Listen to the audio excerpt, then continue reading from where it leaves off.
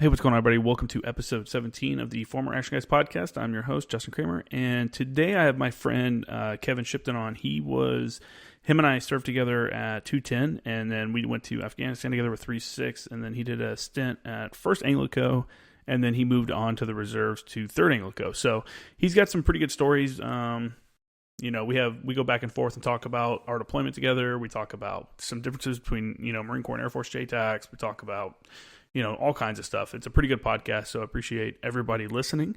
Sorry for the delay. I've been sick. And also, the last guy recorded, we had an issue with the comm, so I didn't get to release last week. But thanks for being here this week. As always, check out my website, jkramergraphics.com, my Instagram, at jkramergraphics, and also follow the backup account and the account at, what am I doing there, at Former Action Guys.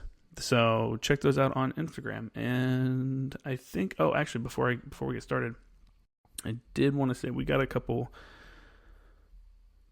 more reviews. So I got one from Aspen910, says this podcast is great to listen to while I sit at my new civilian job and try to transition without going insane.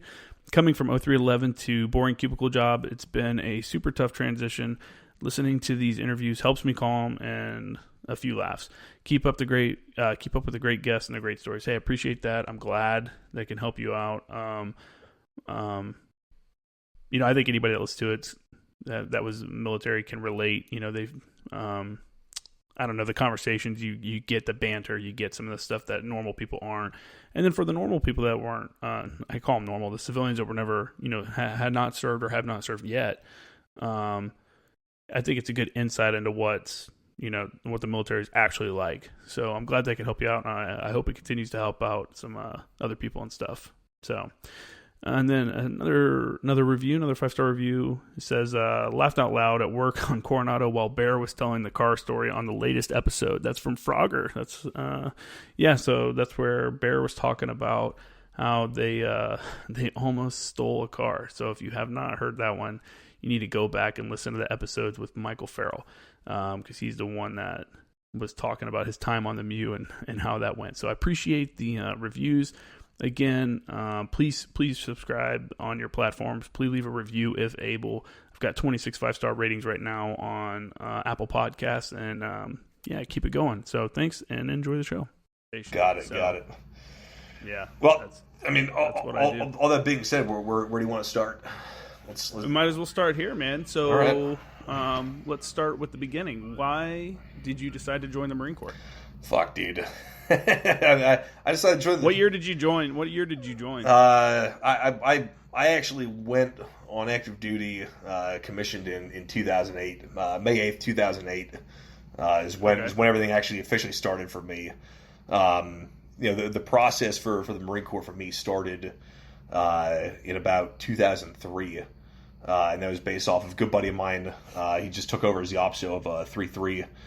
He went to boot camp after high school and whatnot. He came back and got to do some deployments to Iraq and whatnot. And just seeing what he was doing, I wanted to try to jump into it. Do the whole college thing instead.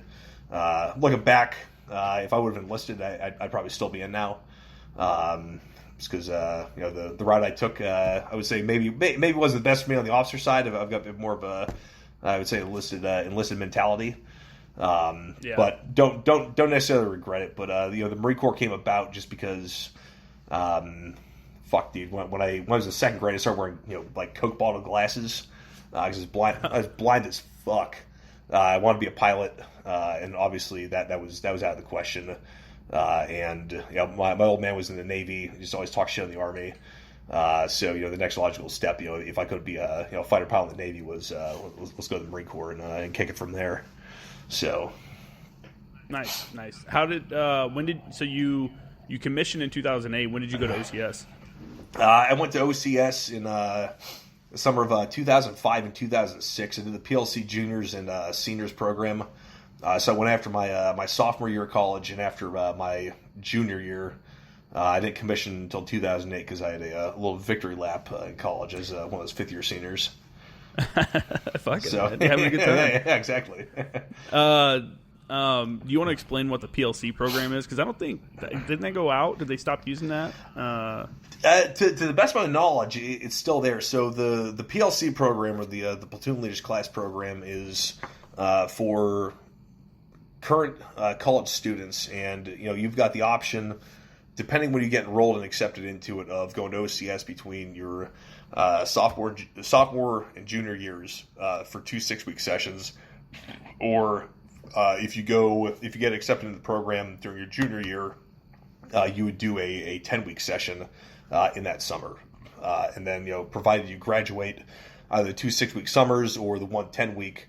You've met all the wickets that are required to commission. Once you graduate, the following year with a 4-year degree.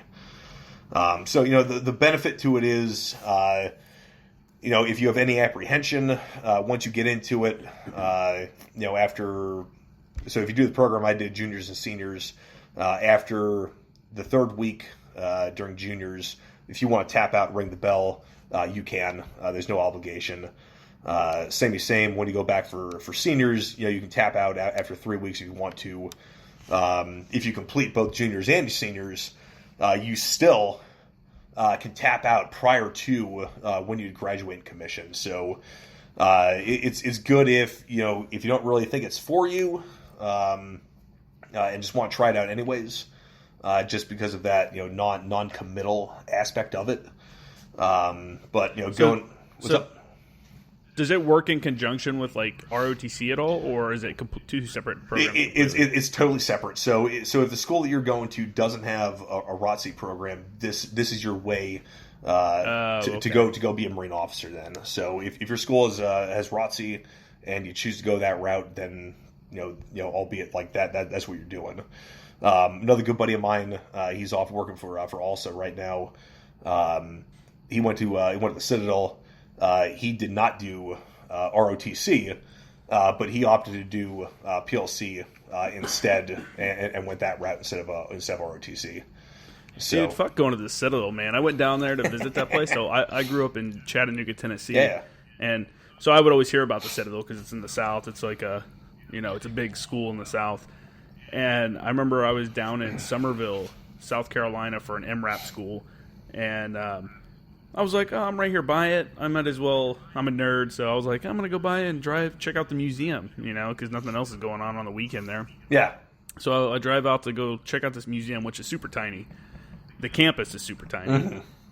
And they just get treated like shit. Oh, absolutely.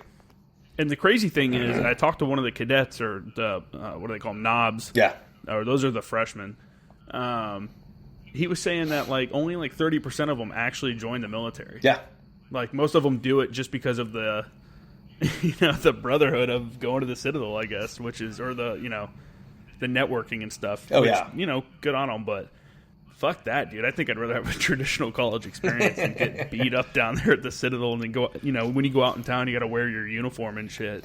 Yeah. I've got a couple buddies. I mean, I go into military school for my last years of high school, my first 2 at college up in Pennsylvania, and I had actually gotten into Citadel for my sophomore year. I didn't get accepted in for my freshman year. They said, go to JUCO for a year, then come down here. And I just said, fuck that, I'm going to regular school after I get done with this place. But I had buddies that went down there, and they were knobs and whatnot, and they didn't follow any of the go out in uniform. They had civvies stashed in their cars. They would get changed and go get fucked up down in wherever in Charleston. Charleston, yeah, Charleston's amazing. Great place. One of my great favorite place cities to go in the world. drink. Place is badass, man. Some of the best fucking food in the U.S.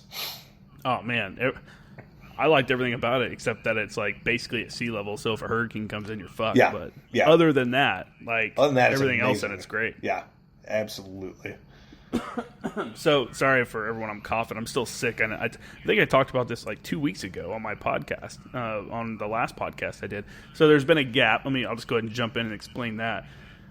I recorded last week with another dude, and we're gonna actually re-record this weekend. But he had an issue on his end because it's another remote podcast, and just an issue with the comm. So what are you gonna do? So we had a gap there, but I am still sick from the last time I think I released a podcast, and it's very frustrating to be sick down in San Diego, and it's raining and shit down here. It fucking sucks, but anyway, depressing for San Diego. I know, right? It's killing, dude. I saw a truck on the 805 heading south. I was heading north, and this truck coming. It looked like it was coming at me, but I was obviously safe because there's a barrier. Yeah. Coming at me at like 70 miles an hour, slams into the barrier literally right next to me because I was getting ready to merge into the HOV lane, and slams into the barrier and then flips upside down and slides on its rooftop. I'm like, holy fuck. Like, what a dick. There was no shoulder. I couldn't pull over or anything. Traffic was horrible, but they did.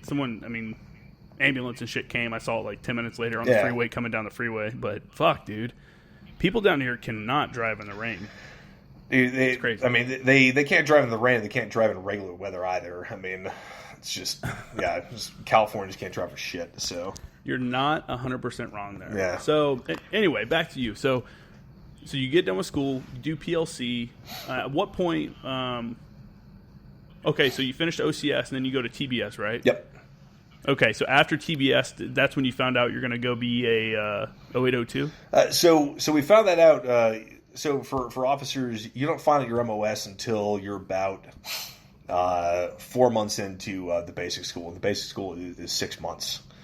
So your class. I don't know what the class sizes are now, but 2008, 2009, during the height of the surge and the ramp up of the fleet, you're looking at about a class of 300 lieutenants.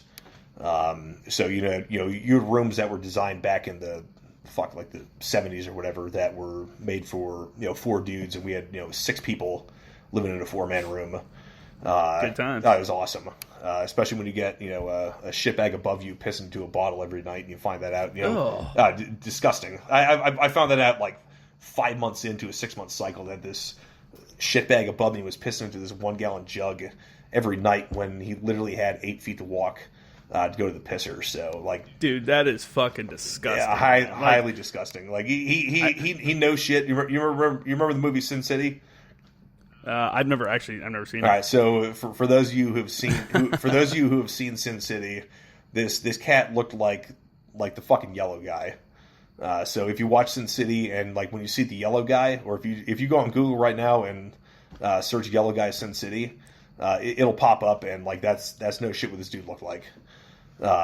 Is it the one of the main characters, the big fucking dude? No. It's this little scrawny criminal dude.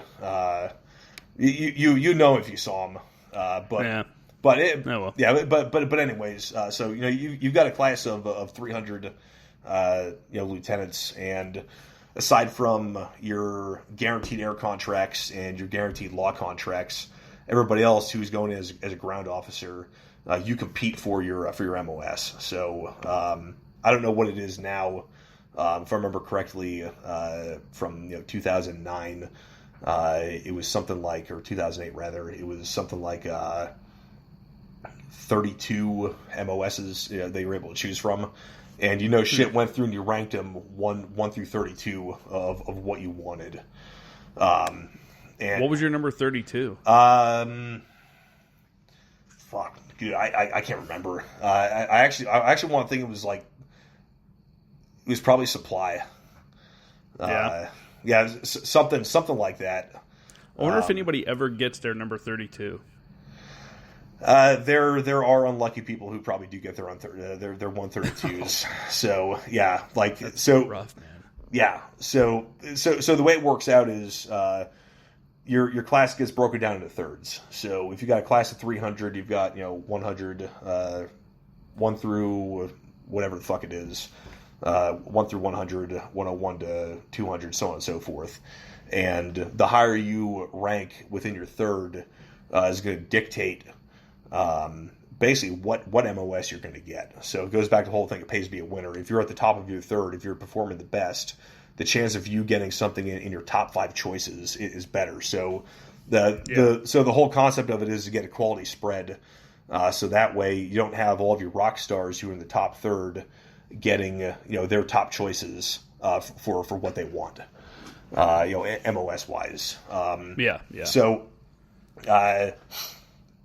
initially when I was in college, I was, all about, trying to go 03, go to the infantry and whatnot, because it's like join the fucking Marine Corps, it's all about being the fucking grunts and whatever else. And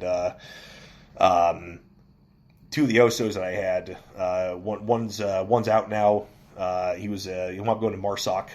The other one I worked for before I went to the basics were both artillerymen, and it just everything I learned from work with the two of them in regards to what they did as artillerymen was like super appealing. Like the one guy who went to MARSOC, he did an FO tour with India 3-6. Interestingly enough, I wound up with India 3-6 as an observer 10 years later. He was in Afghanistan off of MU doing that. He went to Iraq. He did a provisional NP mission. The other guy, Bob, he's about to retire from. He's no longer with 5th ANGLICO. He's going to retire next year. He did an FO deployment during the push in Iraq with 5th Marines. He's calling for fire on people. Shacking dudes. He did a MIT team, and then he was also in charge of a security detail for. I want to think it was Joan Dunford at the time. So. Hearing what these artillery officers are doing, that sounds pretty badass. You're artilleryman, you shoot cannons, you get to be an FO, do cool shit like that. But the opportunity that they had to do everything else, do provisional rifle missions, provisional MP, lead, security teams and whatnot was highly appealing to me. So, I changed my number one choice to artillery. And during your time at TBS, you'll meet your staff platoon commander, and they'll ask. What is your MOS ranking? What is your top 3? And that's one of the first things they ask when you first meet with them. And, generally, if you're not a total shitbag, if you perform well, they're going to do what they can to get you something at least in your top 5. What was your top 3? Do you remember? My top 3 was artillery, number 1. So I got my number 1 choice. Second was... I can't remember. Lad, maybe. Because what? Because there is some captain who is there who is Lad, and he's like, he's the infantry of the air wing.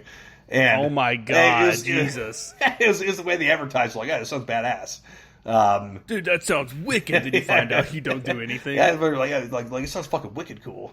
Oh my god! And then I think MP was one of the other ones as well too. I can't remember off the top of my head, but. I think Lad and MP were up there. I know MP was. I don't think sure. I've ever heard anybody say they were trying to get into Lad. That dude. So my buddy that I'm with at my current reserve unit, he and I were roommates at TBS in Fort Sill. He and I were like, dude, Lad sounds fucking awesome. So we were probably two of the only people who were like, yeah, dude, Lad sounds pretty fucking dope. Yeah. Well. There you go. Yeah. So you were happy with your choice. You got sent to Fort Sill. How was that? Fort Sill's Fort Sill, man. That place sucks. It's the butthole of the U.S. I talked to a guy the other day. I have my old neighbor where I just moved from. His friend was there, and he's like, "Yeah, he's from Oklahoma." And I was like, "Man, I've been to a lot, and that's a shithole." And he's like, "That's where I'm from." And I'm like, "Sorry." Yeah, it is a shithole. My other buddy was laughing. But the dude was like, he's right though. He's like, there's some nice stuff, but overall it's pretty shit. Yeah, it's fucking garbage overall. Yeah. If you're into hunting and stuff, there's some good stuff out that way, but in the town itself, I think it's not pleasant for people. No, if you're into getting stabbed and selling drugs, it's awesome. So, but beyond that, a lot is fucking garbage.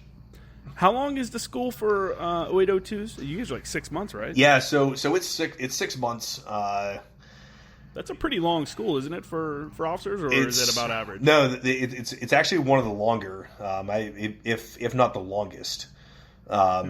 So they've changed how the course goes. When I went through, they're basically doing an experimental run of separating manual gunnery, so doing FTC procedures and forward observation skills. So it was broken down for us where we did FO stuff for the first 2.5-ish months, and then from there we transitioned solely into manual gunnery. So once you complete that part, that's the no shit actual Army school to get the MOS. the Marine Corps has a mandatory 1 month follow on for all 0802s. I think they call it like Marine Artillery Officers Course or something like that. And Mayobic. It's like Marine Artillery Officers basic course. Yeah, something along those lines. And I don't know who teaches it now, but we had a chief warrant officer who taught us the majority of our classes. And it went over a lot more of the logistics type stuff that you have to deal with, in a battery when it comes to just maintenance management in general, embarkation, things of that nature. We also got linked up a bit more with the cannon crewman guys, seeing how Marines do procedures and whatever else. So that follow on was more setting us up for success because of the additional collateral duties that 0802s have when they get to the battery. So if you're the fire direction officer, you're also the headquarters platoon commander. So you've got somewhere around 60 Marines, and you've got motor T, you've got comm, you've got like a supply Marine or two, you've got a couple ammo techs. Just all these cats and dogs run around all over the place. The headquarters platoon commander, or the FDO, he's generally going to dual hat as the motor T officer.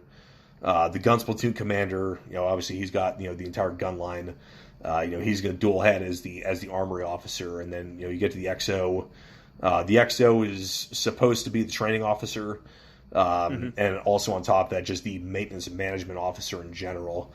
So ordering all this stuff to get all of your various systems fixed, tracking everything, seeing what's combat deadlines, so on and so forth, and just dealing with that whole aspect.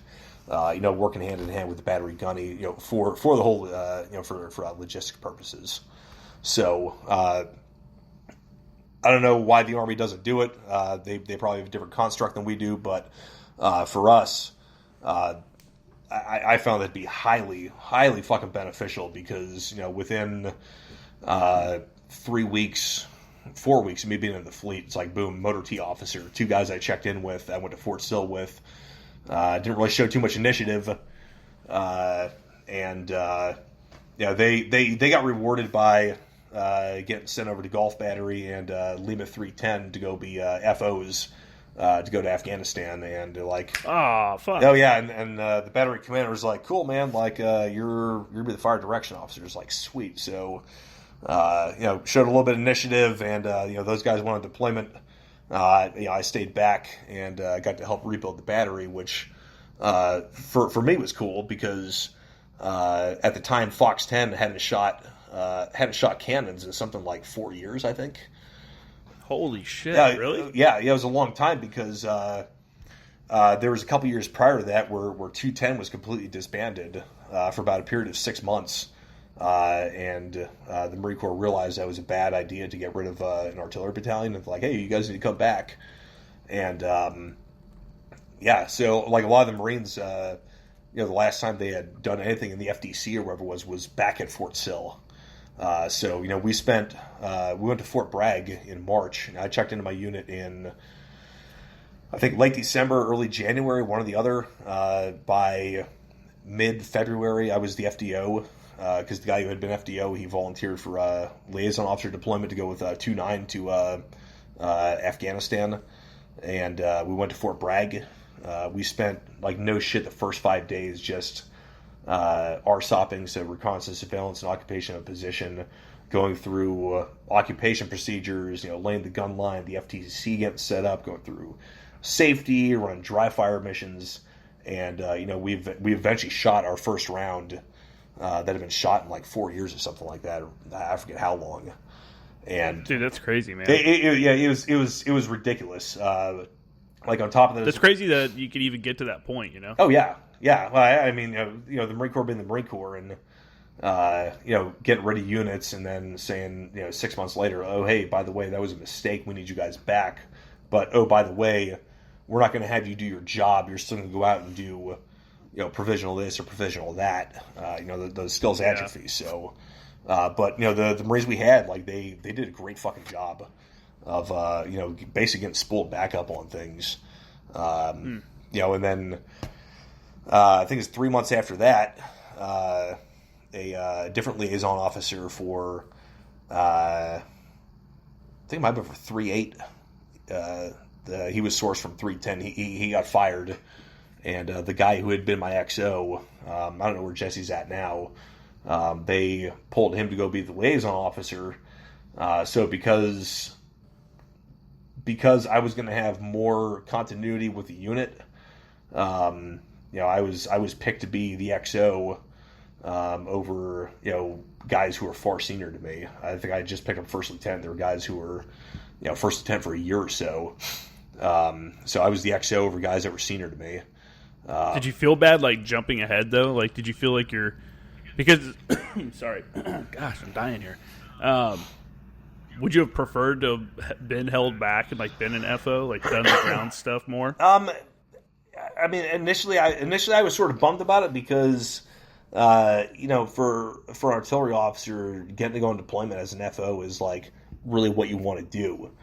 But like looking back on it, I was able to like be part of rebuilding a unit, getting them back up to firing status and whatever else. When it came to me getting put into a higher build than guys that were senior to me, I would say that was a bit more overwhelming. My buddy Sal, great dude, amazing fucking dude. I mean, yeah, like you know him. Like I was chosen to be the XO over him, and partially. Oh wow! Well, but that and that's partially because he had been he was coming towards the back end of his lieutenant tour.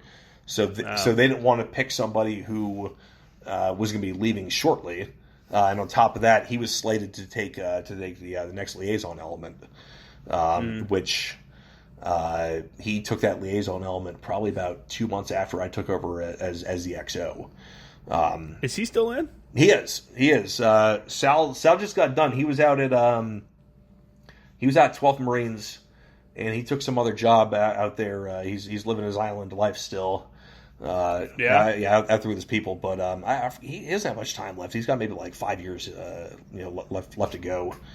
Dude, he's got a great story. He would be great for this. Oh, show. Absolutely. Like on top of that too, I mean, you've got all the other dudes in the world who, beat their chests and give out all these. I'm not going to call them like false stories or whatever else, but like really overplay what the bravado. Yeah, like really overplay what they've done, and like I'll be the first one to say like I haven't done shit. Like I really haven't.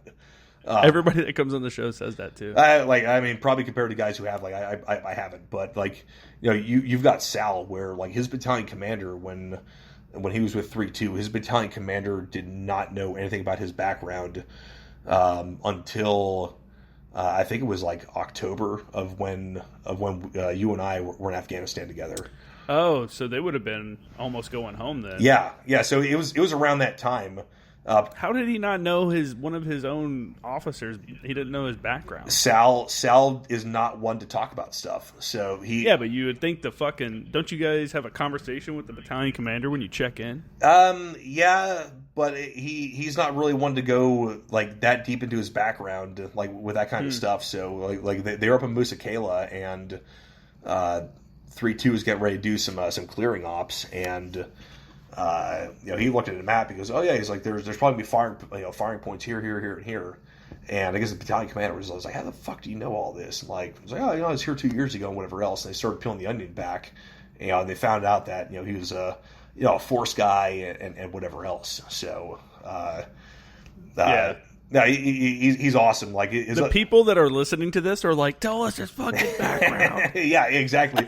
But I'm not good. Yeah, can't do it. Though. It's his story. Yeah, exactly. And I'm not going to do that too. Like the other great thing about it is like Sal is like one of the most humble fucking dudes in the world. When he was off at he's a great dude. Yeah. So when he was off at an expeditionary warfare school, there were all these 0302s coming up to him, and they've been like, "Dude, like how the fuck do you have a fucking Purple Heart, like 4 fucking Navy comms, like with V's and whatever else, 2 combat action ribbons, and your fucking pogue," and he just like if I remember correctly, he was like, "It's like, well, I'm just a com." It's like I'm a commo at heart. He goes, "I was just lucky."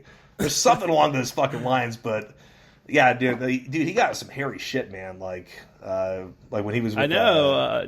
Yeah. When he was out there with Anglico? Oh, yeah, dude. Yeah. I was on the Mew, and I was hitting up him on a chat room, and yeah, he was telling me some of the shit. I was like, dude, that's fucking wild. Yeah, I was out there. That was the same time I was in Sangin, around the same time frame. He was out there. I know he got attached to some British SF unit or SAS unit, and did work with them, which is super super cool. Yeah, super cool. So anyway, back to you. We've been talking about Sal for a while. Oh, hey, there's your videos back on. Yeah, yours is off. Hey, yours isn't on. Back to you now. Yeah. So let's back it up a little bit. When you were at artillery school, was there a unit that everyone was like, I want to go here? Or was there like a unit where you're like, fuck, I don't want to go here? No, not really. So when we were at TBS, we all found out what units we were going to. I can't remember if we were able to select a preference for duty stations, East Coast, West Coast, Hawaii. We might have been able to. Actually, yeah, if I do remember correctly, you were able to pick East Coast, West Coast, Hawaii. There really wasn't any duty station that I can remember that people didn't want to go to. You have all of the the tribal things of like, oh, fuck Twin Palms, like, I don't want to go there. Yeah, but like looking back, I wouldn't mind saying like, yeah, somebody Twin Palms, because if you want to fucking train, there's no better place to go to, and 311 will always be in the field there. Yeah, absolutely, and like that's part of the reason why 311 is so good at what they do, and that's part of the reason why 7th Marines is so good as well too, because they have the premier fucking training environment in the entire U.S. at their disposal in their backyard to go to every day. So, for me and my buddy Joe, who was my roommate for for a year that I'm at my current unit with, we're like, dude, Anglico, because they did a couple of mixers where they got the lieutenants linked up with the captains going through career course, and he's lieutenant colonel now, Lieutenant Colonel Travis McNair. Remember seeing this dude? He had this fucking sweet low fade, and wherever else. Like his call sign was Elvis. He had it wasn't even 0 to 3. It was like a 0 to 5 or something. We're like, dude, this dude's fucking awesome. I just got to talk to him about Anglico. We're not like, fuck yeah, man. Like, Anglico's badass. So for a few of us, can you get sent there as a second lieutenant? You can. It's extremely, extremely rare to be able for that to happen. There's only one guy that I know that happened to, and he wound up going to 511 a little bit later on. But if you want to go into Anglico as a lieutenant, you're just gonna get shit on. You'll maybe go to JFO at some point. You probably won't go to JTAC. It sounds cool, but in reality, you're gonna get. Yeah, you're right. You're gonna get shit on. Yeah, you're gonna be in the fucking 3 shot for the majority of the time. Just and you're tainted as an artillery officer because you never got any battery time as a junior officer. Yeah, so they try to make that up on the back end by sending you to a battery for a year, and then you're trying to get caught back up on gunline stuff.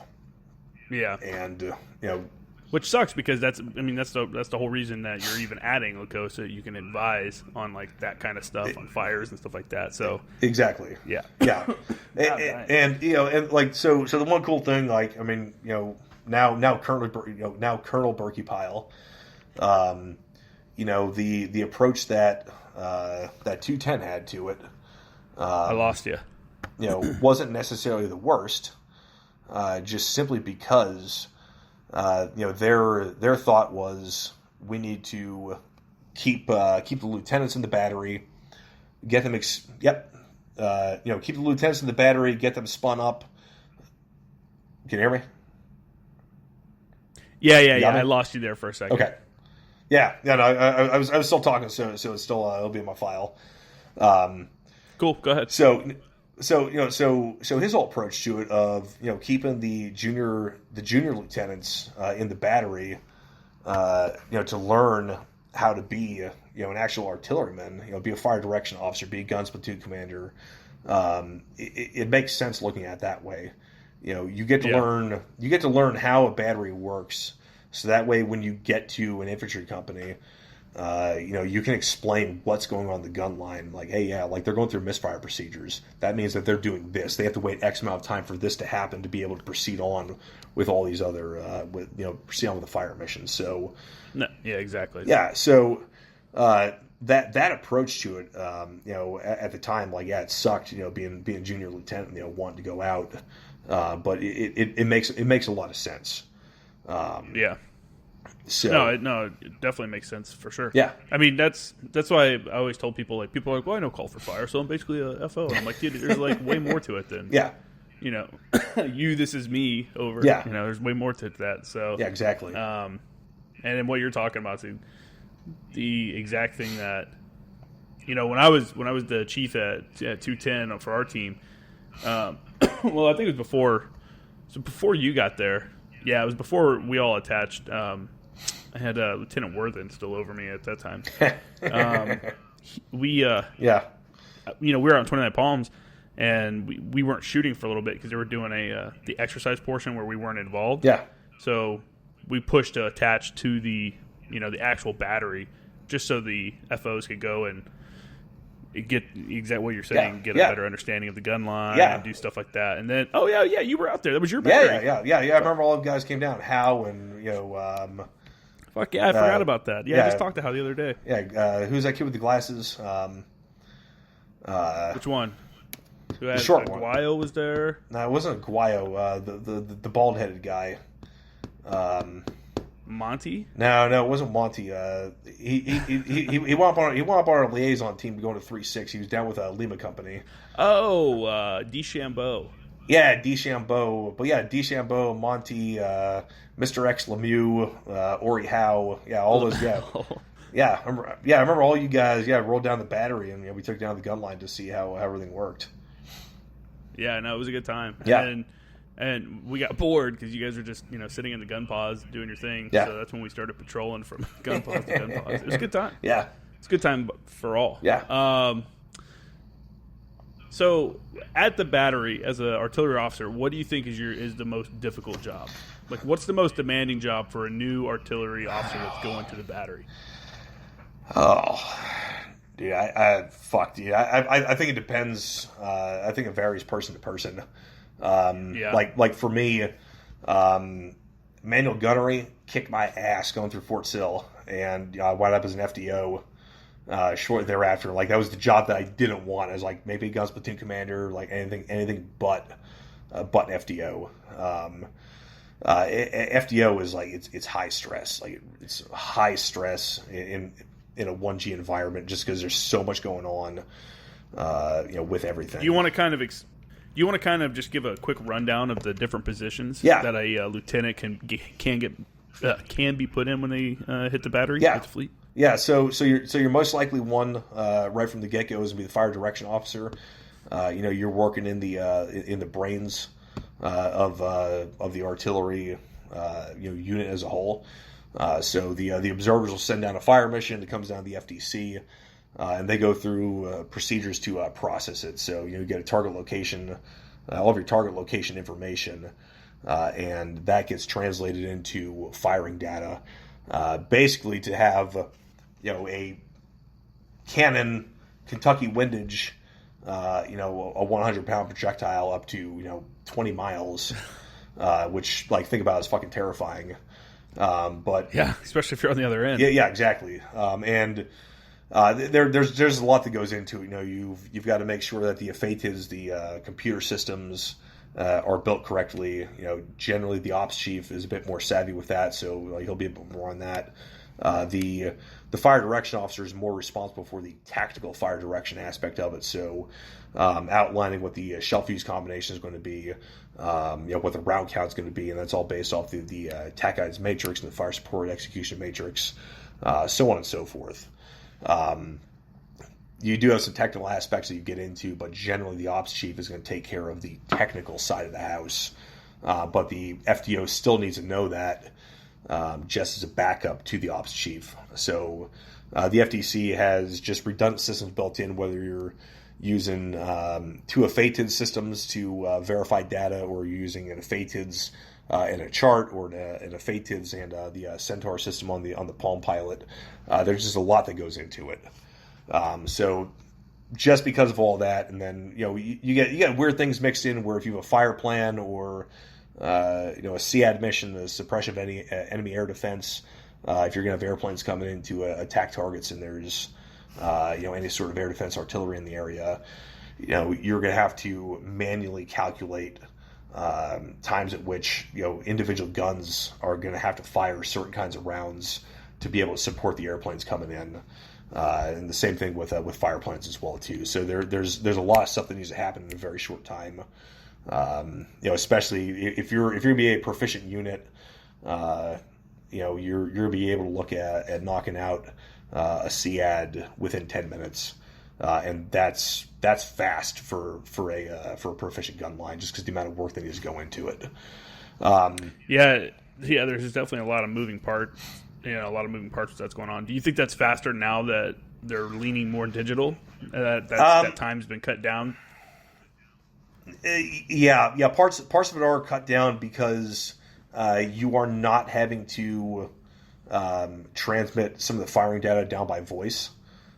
So back when I was still at the battery, we were still trying to get the whole digital gun loop thing figured out. I think people are a lot better with it now. It was a lot newer, 11 years ago or 10 years ago now. And, we were still doing a lot of manual fire missions, transmitting things down via voice, which definitely slows things down, because you're having to go through, if you're doing a fire plan, hey, gun 1, gun 2, 3, 4, 5, 6. To transmit everything. I wonder if they're still using Angras. I really hope they are, because I love the Angras, especially when you get some good gunline guys down there messing around the Angras. It makes for a good time. So, for those that don't know, the Angras are like a old like wire based radio. Where you run the wire from one radio to the other. Some like old school shit, and one of the ways to fix it and reset it is to drop it. Pick it up and drop it, which is just crazy. Literally, I remember one time, the technical manual to drop test it. One of my guys was doing that. He was dropping it because it resets the batteries or something in it.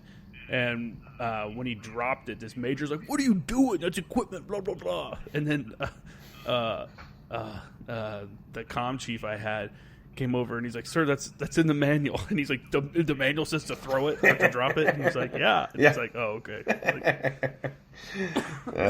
Great, funny. Great piece of gear that thing is. Yeah. So if you don't become an FDO, what are your other options? Your other option is to be the AXO, which is the Guns Platoon Commander, and the Guns Platoon Commander is responsible for overseeing the gun line itself. So the training for all the individual sections and section chiefs, and like their other main duty then is leading the advance party into a position, and then as well, I said brain for it. Also laying the battery in.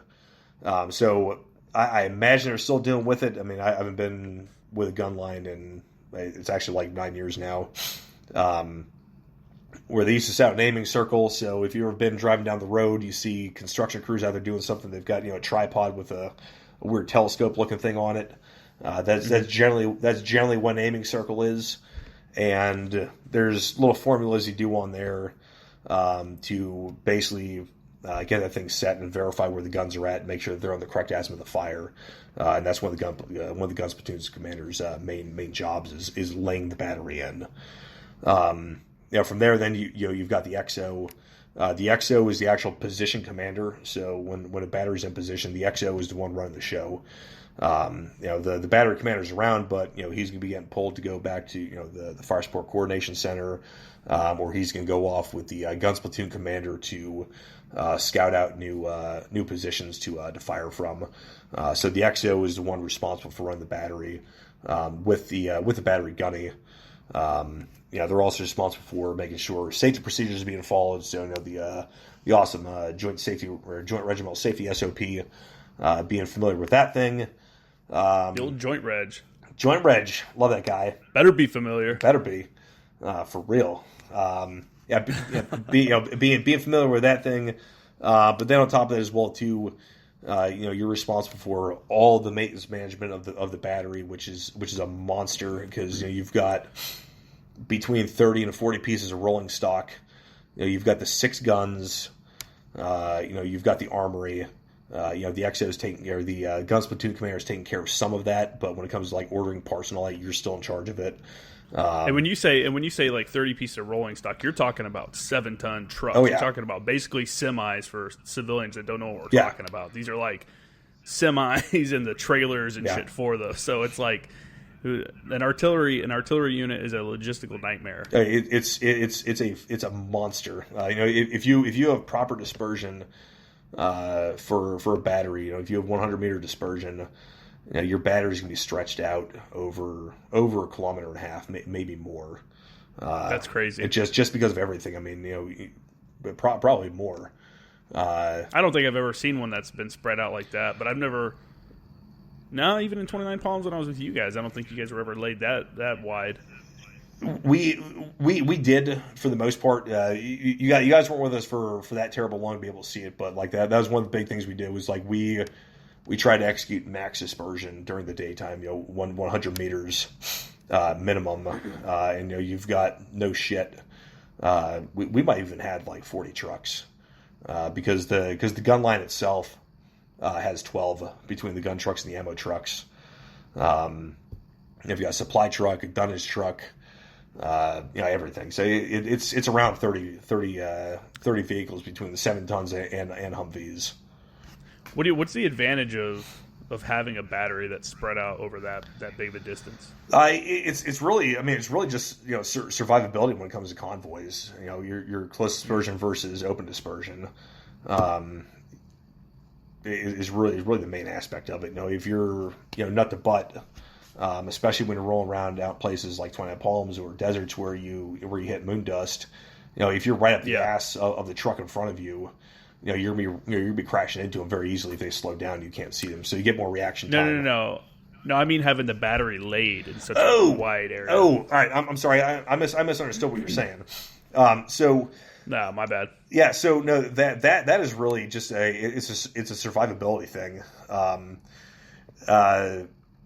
Again, it's been a long time, but the way the 777 works is that the guns are sort of autonomous because they have the radios built into them with GPS and whatever else. You're sort of able to move them around individually, if you need to. But a lot of it's just survivability. If you have a 6-gun battery packed into, say, a 300-meter area.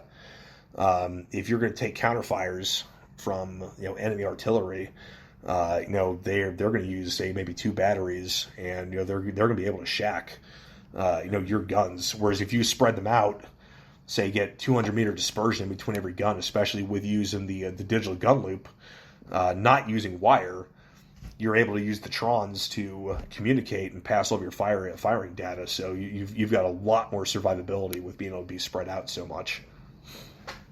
Yeah. No, it makes sense. I just... God, I'm fucking dying, man. It is killing me. Every time I ask a question, I start coughing. Jeez. You sound like Doc Holliday over there. You got tuberculosis or what? Dude, I might, man. There's something going around in San Diego. Everybody's sick. I don't know what's going on. I had my flu shot, so I should be good, but whatever. Theoretically. God damn. Anyway, sorry, I apologize. What was I going to say? I was going to say, so I would assume like your biggest issue when you have the battery spread that wide is probably communication. Yeah. So communication is a big thing, and again, I don't know how it is now. We relied heavily on the ANGLICO system, so the wired gun loop, as well as 153s to communicate. I remember when I was in XO. There was talks about a radio system. It was a VERC 111 maybe, and basically it was a power amplified 152. that they were talking about trying to get them in all of the 7 tons, so on and so forth. So communications is a huge aspect of it. So yeah, the gun has a radio built into it. It can receive data that way. I think it might be able to free text message. Again, I can't remember. But actually having green gear radios at those positions then is the next big thing, because something that the company commander had with 3.6 was a huge proponent of was using green gear, not 153s, because 153s, every single time you press that button, it chirps like a fucking cricket. Especially at night, if you need noise discipline, you're going to press that thing, and you're going to hear that thing chirp for 500 meters probably. Yeah, 100%. And for the people that are listening that don't understand what we're talking about, the green gear is the military radios, like the ones you see on TV, like the big, God, a lot of times bigger, bulkier ones. Sometimes they're like bigger, squarish looking walkie-talkies. And then the 152 or the 153s that he's talking about are your basic like walkie-talkie that you can go buy at a hunting store. So like really good ones, but they're commercially available type walkie-talkies. So yeah, so and that's a big thing. There is there's, I mean, I don't know how it is now, but everybody back when we were with 210 was so reliant on 119s, and the 119 is a piece of it's a piece of trash. And to get somebody who is familiar with a 117, like, dude, the 117 is worth its weight in fucking gold. Like that's radio's amazing. You can do everything with it. And at the time, and then the 117 Golf came out, and everyone's like, "Oh my god, look how small it is!" Yeah, and you can do even more with it. It's like, holy shit! And and the Marine Corps is like, but we have 6 of them in total, and you're never going to get them. Yeah, that's how it was. So for the people that don't understand, we, you and I. So before I get into all that, I guess you and I were at 210 together. I didn't know you at the time. You were at the battery, and I was at. I think at the time we had all the liaison guys at headquarters. Correct. But we were like our own separate element from the headquarters guys. And so you and I met when you attached, you came over for, we found out we were deploying to 3.6, and you were part of the fire support team that we were putting together.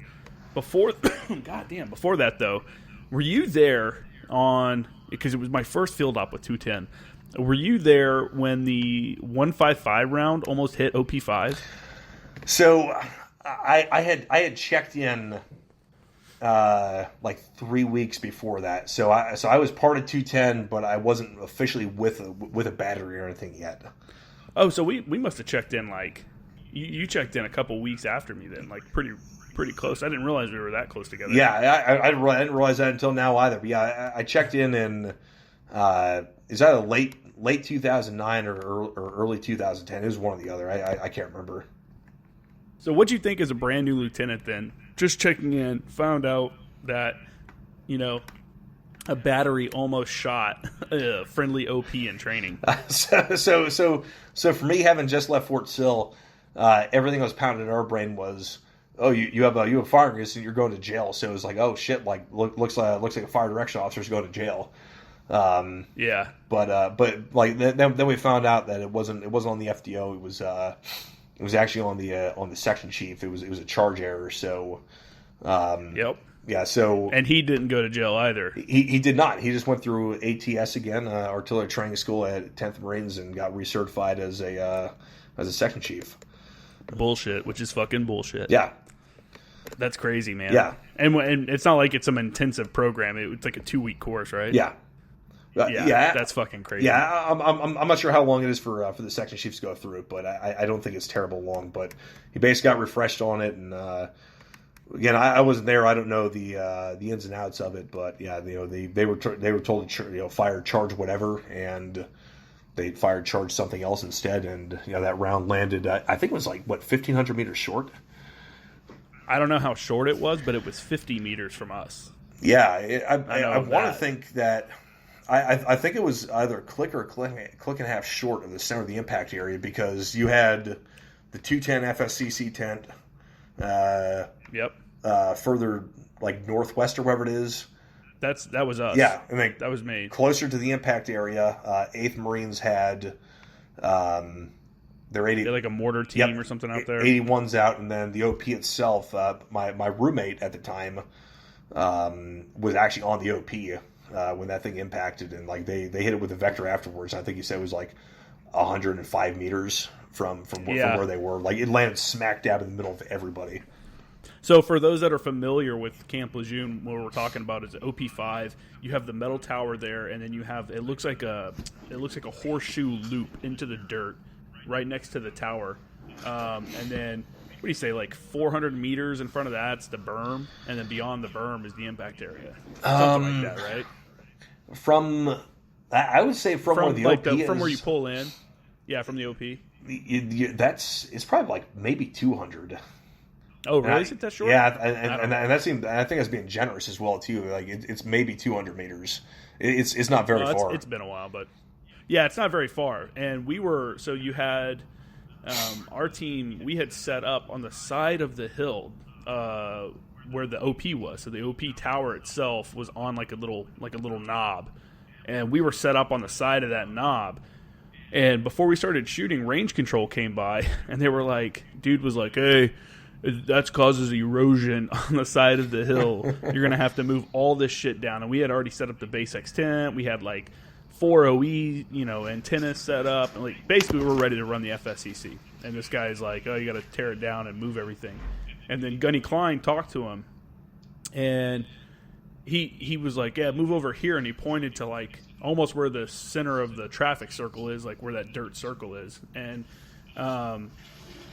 anyway, Gunny Klein talked to him, and he got on his radio, and he comes back, and he's like, all right, look, you just have to move the Humvees, but you can't move put your tents up here again. And we're like, okay. And then a couple hours later, we shoot, and they're shooting the check round. That was the round that they were firing. That's the first round to make sure the round is safe and that it lands in the impact area. They shoot the check round, and it lands right where that fucking range control guy was trying to get us to move to. Can you believe that shit? Fucking crazy. I don't know, man.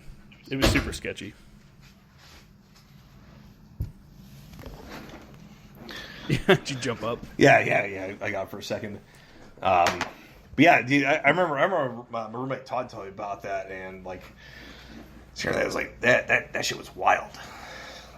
Yeah, dude, that was my introduction to the unit. I'm like, oh, yeah, well, here we are.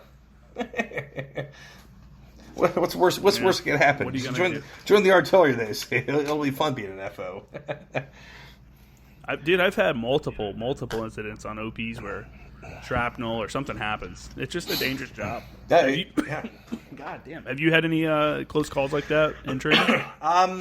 Fortunately, no. The closest that like I've ever come to was when I was at TACP school. We were out doing our Fire X, and I had already gotten all my checks, so I was chilling. I was done. So we were just sitting there under nods, like listening to everybody else. And I think it's Mazda Dodge that's down to the IPs are down to the south of OP left. Oh, did you go to TACP school on the West Coast? Yeah. Oh, you went through ANGLICO, huh? Yeah. So. Okay. I think it's IP's Mazda and Dodge are down to the south of OP left, and I can't remember which one is eastern and western, but the student control that was up, gives us 9 line, and it was Harriers that were on, and he had I think it was live 82s, I think, and it was either live 82s or live 12s, and we heard the jet call IP inbound, and from where the OP is, you're able to actually look back and watch them in their holding pattern, and we can see him say IP inbound. You can watch his lights over our left shoulder just start flying towards us, and just that whole thing of if it looks like it's steady, that means it's pointed right at you, and we're like, holy shit, like that jet's literally flying right over the fucking OP, and he got within visual range for us, like looking at him, and the guy gave him a cleared hot. The instructor was obviously looking over his shoulder on it, and aborted him. So like that's probably the closest when it comes to live ordnance. We had another one at San Clemente Island where I forget which F-18 squadron it was, but it was definitely a senior guy and a more junior pilot. But it was the same thing where you just saw this steady steady lights pointed towards you of an airplane flying at us, and it was a Type 2 control because it was at night, and we gave him the abort on it because he was pointed right at the fucking OP. Like, he was definitely out of his attack parameters. That's crazy, man. Yeah, but I haven't had any, like, inshallah, I haven't had any fucking bombs or anything impact near me. So, man, yeah. I had a piece of out on San Clemente Island. I had a piece of shrapnel from naval gunfire skip off the ground between me and the instructor when I was in school. That's exciting. Like, we were sitting there talking, and it fucking hit the ground and like flew another probably at least 30 feet and landed in the back of a pickup truck. I'm sure your butthole probably could turn a piece of coal into a diamond at that exact instant. The piece of metal was the size of my hand. It was like a jagged piece of metal, and the instructor's like, "Oh, you would have hurt, but you would have been okay." And I'm like, "Dude, fuck you." Just rub some dirt on it. That jagged metal wouldn't do any fucking damage at all. It's fine. Just cut an artery in your leg right here on San Clemente Island. You'll be fine. Yeah. No worries. The island foxes will save you. Exactly. Exactly. So now you mentioned it, when we were out at 29 Palms shooting for 3-2, we did some direct fire, and we may or may not have been told to move from the prescribed location per the SDZs that were submitted to range control. And I guess the min safe distance for direct fire is like a click or something like that. We're definitely closer than that. And so when it comes to doing direct fire... Hold on, real quick. You want to explain what direct fire is? Yeah. Just for people that are outside. Yeah. So I was actually just about to step into that. So direct fire. So direct fire is used by the artillery basically to defend the battery. So if there's tanks coming or dismounts, the section chief can individually command his individual weapon system to engage whatever targets are coming at them. So if it's tanks, they're going to lower the tube down to where it's in essence basically parallel with the ground and shoot directly at the tanks. At the time when we were at 210, 510's field artillery chief, I forget his name, was Master Sergeant. He'd got a Bronze Star from Desert Storm for doing direct fire. Like, he shacked a couple T-72s. No shit. Oh yeah. During Desert Storm, like the guy's a fucking rock star. So it's used for doing that, but like at that point, the Fire Direction Center has nothing to do with what's going on. It's just the section chief directing the gunner and a gunner of or Cannoneer number 1 and 2. I can't remember the positions to actually engage whatever targets they're seeing. So these HESCO things we were shooting at, some of them were like 500 meters away, but there was like little bits of intervening terrain between us and the fucking HESCO barriers. Mm-hmm. And you're looking through the sight on the gun to be able to shoot at it, and that doesn't necessarily pick up these like little bumps in the terrain. And there were a couple times where the gun shot. It went out and it impacted the ground like within 50 meters of the gun. You see, dude, you just saw these big fucking dust plumes go up. You're like, holy shit! And then all you hear is bop, bop, bop, bop, bop, bop, bop, bop, bop, like that. And it was the actual projectile tumbling end over end, and dude, it got like two clicks out, and you would see like another poof of dirt. Like, oh, like it must go on high order. But like all you hear in the distance is like wop, wop, wop, wop, wop, wop, like quieter. And then like you see another dust cloud kick up on Lead Mountain. You see another one kick up, and then it skip around, dude. And then it gets up to the top of Lead Mountain, and it finally goes high order. Like, holy shit! Like we just almost skipped a fucking round over top of Lead Mountain into the next corridor. That's fucking crazy. Like wild. We were shooting Clipex then during the same evolution, and the coyotes that were down in the position. So we were shooting for I can't remember if it was for ourselves going through a convoy range or something, but the battery shot and we had a round detonate in the position about 50 to 75 meters out in front of the gun line. Oh really? Oh Fuck. Yeah. Dude, it was wild because there's just like black cloud of smoke. And so, like if you remember, like the old World War II videos of like flak going off at like 20,000 feet, that was sort of that was sort of what it looked like. and like we have no idea what it was. And I just saw on Facebook fucking recently. I can't remember what the comment was. I have to look it up. But like whoever the Coyote or TTCG representative that was there was like, oh, like it was something else. Like it wasn't the round that went high order. Like get the fuck out of here, bro. Like that was definitely there's just a random sky explosion. Oh yeah. But like everyone's like, what just happened? Like like that was pretty wild. Dude, that's crazy. So I think it's when we were at Bragg, I think that was another. I mean, obviously we weren't. You and I weren't there. You were on the OP when the howitzer exploded there, right? Yeah. You were up there as well too. Yeah, no, I was the fires chief for that one. I approved the mission. Yeah, and that was, I think it was Golf Battery. Yeah, it was Golf Battery. That was Golf Battery that was firing, and then they had a. For those that aren't aware, like they had a. You want to detail what happened in that incident, because you probably know more about it than I do, like more technical. Yeah. Sure, you know. So we were doing a rehearsal for, I think it was the Battalion fire was part of it, where the Battalion and Regimental shoot part of it. I can't remember, but we were shooting a series. I know that. Yeah, and I don't know what think it was. Part I think of the it was, exercise it was. I think it was a rehearsal for the Battalion series that was coming up the next day. So all these Battalion series that happen are a huge thing, because it happens on a timeline, and the Battalion commanders and Regimental commanders will come up and watch these things happen, and they know what the exact timelines are. So they're waiting to see rounds impact on this target and the next target, and everything's supposed to roll in transition. Basically in support of a notional ground scheme maneuver, and I think we were on our second round of going through it.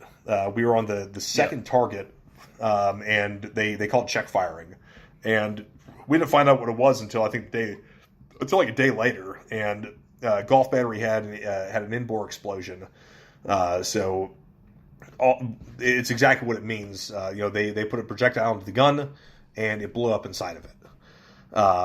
So what pissed off me and Galinsky and DeWald when we went to 29 Palms 2 weeks later for EMV with 3-6, we were up at the TTCG headquarters, and how they got pictures of it is beyond me, but they had pictures of the gun that blew up where it was sheared off about halfway down the tube, or about 2/3 of the way down the tube, and they had a text box on there that said, "This is what happens when you don't check tube temperatures." Oh, what? Oh, yeah, and that was in March of 2011, and I don't know, Fort Bragg is pretty fucking cold in March. We weren't shooting a lot, so the tube temperatures were non-factors. So they put that out even before the investigation was complete, and then we were talking with I can't remember his name, he was a major,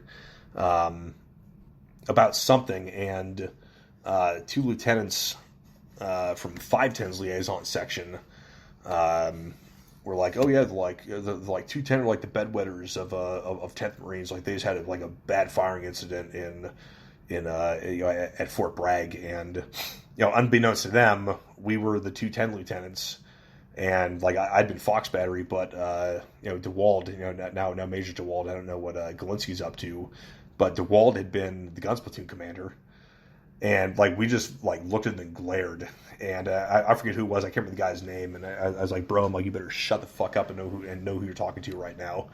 And he's like, what? I'm like these guys are fucking Golf Battery. Like they're like, oh, sorry. Dude, that's crazy, man. Yeah. But the major was like started de-escalating shit right away, because like it got really intense, like really, really fast. Yeah. But back to what happened. Lieutenant Colonel Berkey-Pyle's theory, if I remember correctly, is what actually was the issue. So every projectile. So the Marine Corps uses I can't remember the name of it right now. Separate projectiles and propellants. Basically, it means you have a projectile, then you put your propellants in behind it, as opposed to like the 105 light howitzer, where it's a semi-fixed where think of a bullet that you can put on top of a casing that has the powder increments inside of it. So to make a round live, you have to mount a fuse on the tip of it and secure that thing in. Inside of the fuse, there's a centrifugal disc, and that centrifugal disc is a safety mechanism which prevents the firing pin from moving forward and hitting the primer, which starts the propellant explosive chain inside the projectile, which when a round impacts, a firing pin goes forward, strikes the primer, and that actually causes the rest of the projectile to wind up exploding. And what they determined was that centrifugal disc either wasn't inside the fuse, or it was damaged. And when they put the round on the tray, loaded up, and rammed it with the ramrod, that was enough force for the firing pin to move forward and actually strike the primer and cause the round to detonate. And I forget what the percentage possibility of that happening was. It was actually I want to think my buddy, because my buddy Don, that was his first field op as the XO for Golf Battery. Great. Yeah. I want to think that that defect was maybe a 10% opportunity or something like 10 or 1%, something where it's it's a bit more common than one would actually think. Oh, really? I didn't know that. I've never even heard of that happening before, except for that one time. Yeah, I would have to ask. I would have asked Dawn. So don't hold me to what I just said of the percentage of it happening. But when the actual 1%, yeah, something like but when the actual investigation came out, it turned out that it wasn't as low percentage as you would think, which is good on the government, with the lowest bidder on it, but yeah, horrible thing, but everything that the battery did following that was awesome. I mean, Don got on the range control right away, called in the medevac. If I remember correctly, I think they had 8 urgent surgical or something like that. It was the entire. I had quite a few. Yeah, it was the entire gun. I think it was 8. The entire gun was injured for the most part, and the corpsman, the position corpsman, was the one that took the most. That was right behind the breach. Yeah, and he was also the most injured person. Yeah. Doc Knox. Yeah, he was. So a battery has 3 corpsmen, and if I remember correctly, Doc was most familiar with that gun crew, so he actually spent time down on the gun line with them, ramming rounds and doing stuff like that. But yeah, he was down there, and he got pretty effed up. There were guys got their femorals cut and whatever else, and I think I was told it was him that he got his femoral artery cut. Yeah. And broke his femur as well. I think so. And I remember hearing that there was somebody else as well too, that they took a piece of 6-inch frag into their training plate in the center of the chest. Oh, so that photo I just sent you, that there's a picture of it, of the metal sticking in it. If you look at one of those photos I just sent you earlier, and that's the first time I've seen photos of the incident in years. Excuse me. An anonymous person sent those to me. That we both know, or you may or may not shit! Know. Yeah, a guy from the battery back then. Yeah, so I'll put those up on the Instagram because I don't think those have ever been released. Some people, I'll put those up so that people some can see what we're talking about. Some people put them out, but just that entire thing was just it was so wild, but. It was super unfortunate. It was right in the middle. They were certifying us too for the deployment. Yeah. And so for everyone, at this point, what had happened was we had gotten picked to go to the next rotation to Marja with 3rd Battalion, 6th Marines. So what happens is in the firing battery or in the battalion, there's a liaison section, which is where your forward observers and your radio operators for your forward observers are maintained. And at this time, and then when you got tapped for deployment, hey, we're pulling this team and you're going to go attach to this unit and deploy. Then the lieutenants, because they had other jobs, they would pull them from their position within the battery to be hey, you're a forward observer full-time now. Learn it, live it, love it. fucking let's do it. And that's when you came over and you started working as a forward observer. So how did you like coming from the battery and transitioning over to the liaison section? Dude, I loved it because that was where I wanted to go right away to begin with. Like I wanted to go be an FO and go do FO things. So that bit was awesome. It was also cool that we all got housed within Fox Battery. So I already had the relationship with now Lieutenant Colonel Richardson, total fucking savage maniac. So like it was cool. Galinsky and DeWald, they both went down to Lant to JFO. They were going down there for 2 weeks or whatever. So I had the rest of the liaison section, so I was able to run PT for them and everything. We went out, we did we were able to, I think, get in just like one force march. But no, it was awesome. Like that was what I wanted to do as an FO. Like when I found out what ANGLICO was as a second lieutenant, I was like, boom, I want to be an FO, go to ANGLICO, I want to be a fucking JTAC, and like be awesome dude with like a sweet low fade and just chill. So yeah, it's a different world. It's a different job for sure. 100%. Especially, you're coming in as the actual like technically termed forward observer for your team. Obviously, often we call our fire supportmen forward observers, but technically the officer is the forward observer. Yeah. What was it like coming from like working with the battery guys to working with your one FO or your one scout and your like radio operator? Like this is your little team. For me that was cool, and I thoroughly enjoyed it because you've got a small, obviously a very small unit.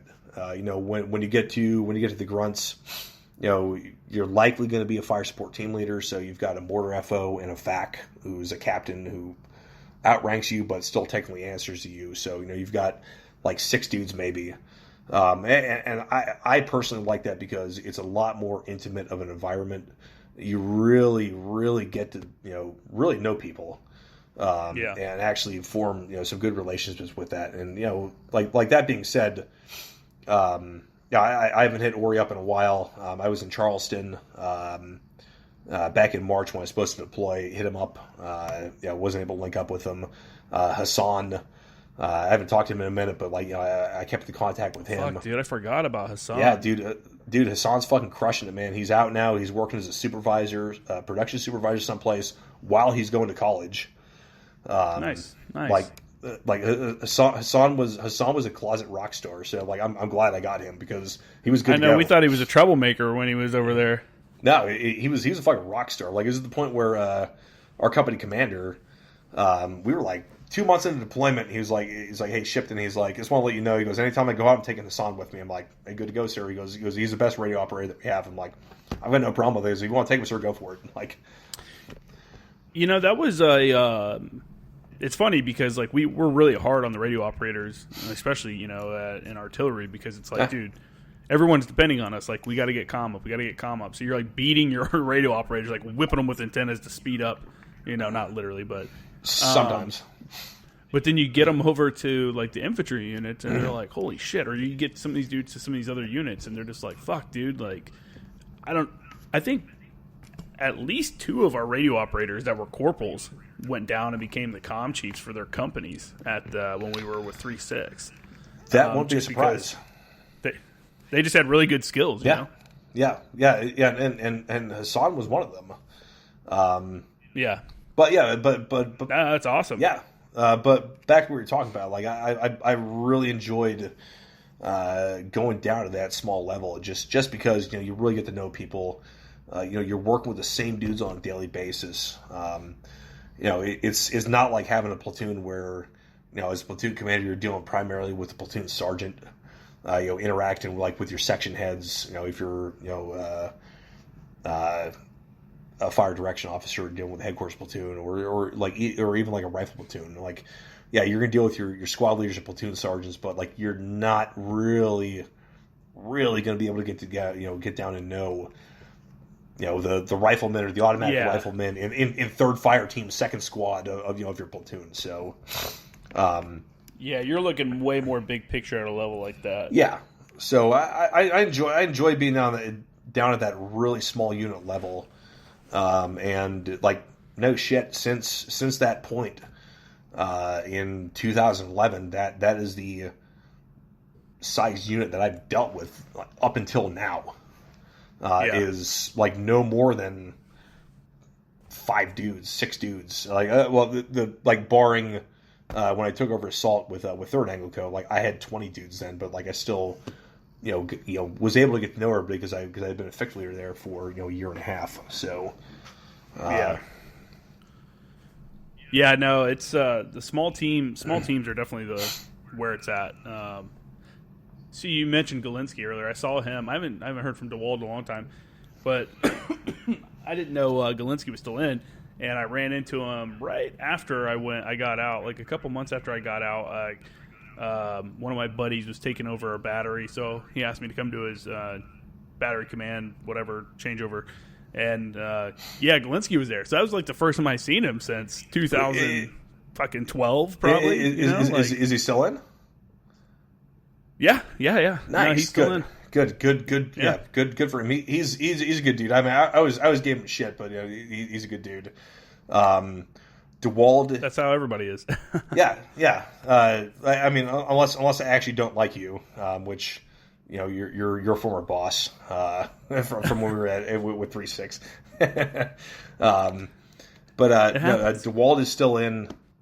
Yeah, it does. I mean, sometimes you wind up with a sour apple. You had a different relationship with him than I did. There was good and bad. Did. There was good and bad. I was happy though. My biggest thing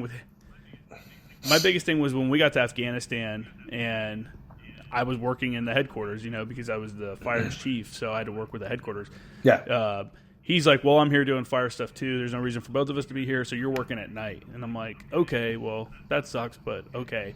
And the problem with that was that we were at FOB Marja, and you try to sleep during the day, and the AC, or not AC, it was the AC, the generators.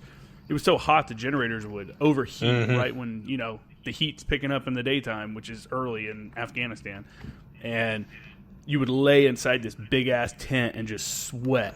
I was getting like 1 to 2 hours of sleep at night, like literally. I was literally losing my fucking mind, and he would be pissed if I would come into the COC. I'd go in there to try to get some AC, and he'd be like, dude, you're not supposed to be here. Go away. And then eventually he got pulled to go do the information operations billet, and that freed me up to just take over the fire section. So, God, I was literally losing my mind, though, like from lack of sleep and just sweating constantly in this 110 plus fucking miserable. Yeah, that place is fucking miserable. Anyway, but where did you guys go? Where was you were with India Company, right? Yeah. So I was with the Indian Company. We were in Eastern Marja. We had the 1, 2, and 3 blocks. We had been at Wakil Wazir, then we moved to Detroit after that. Like great time.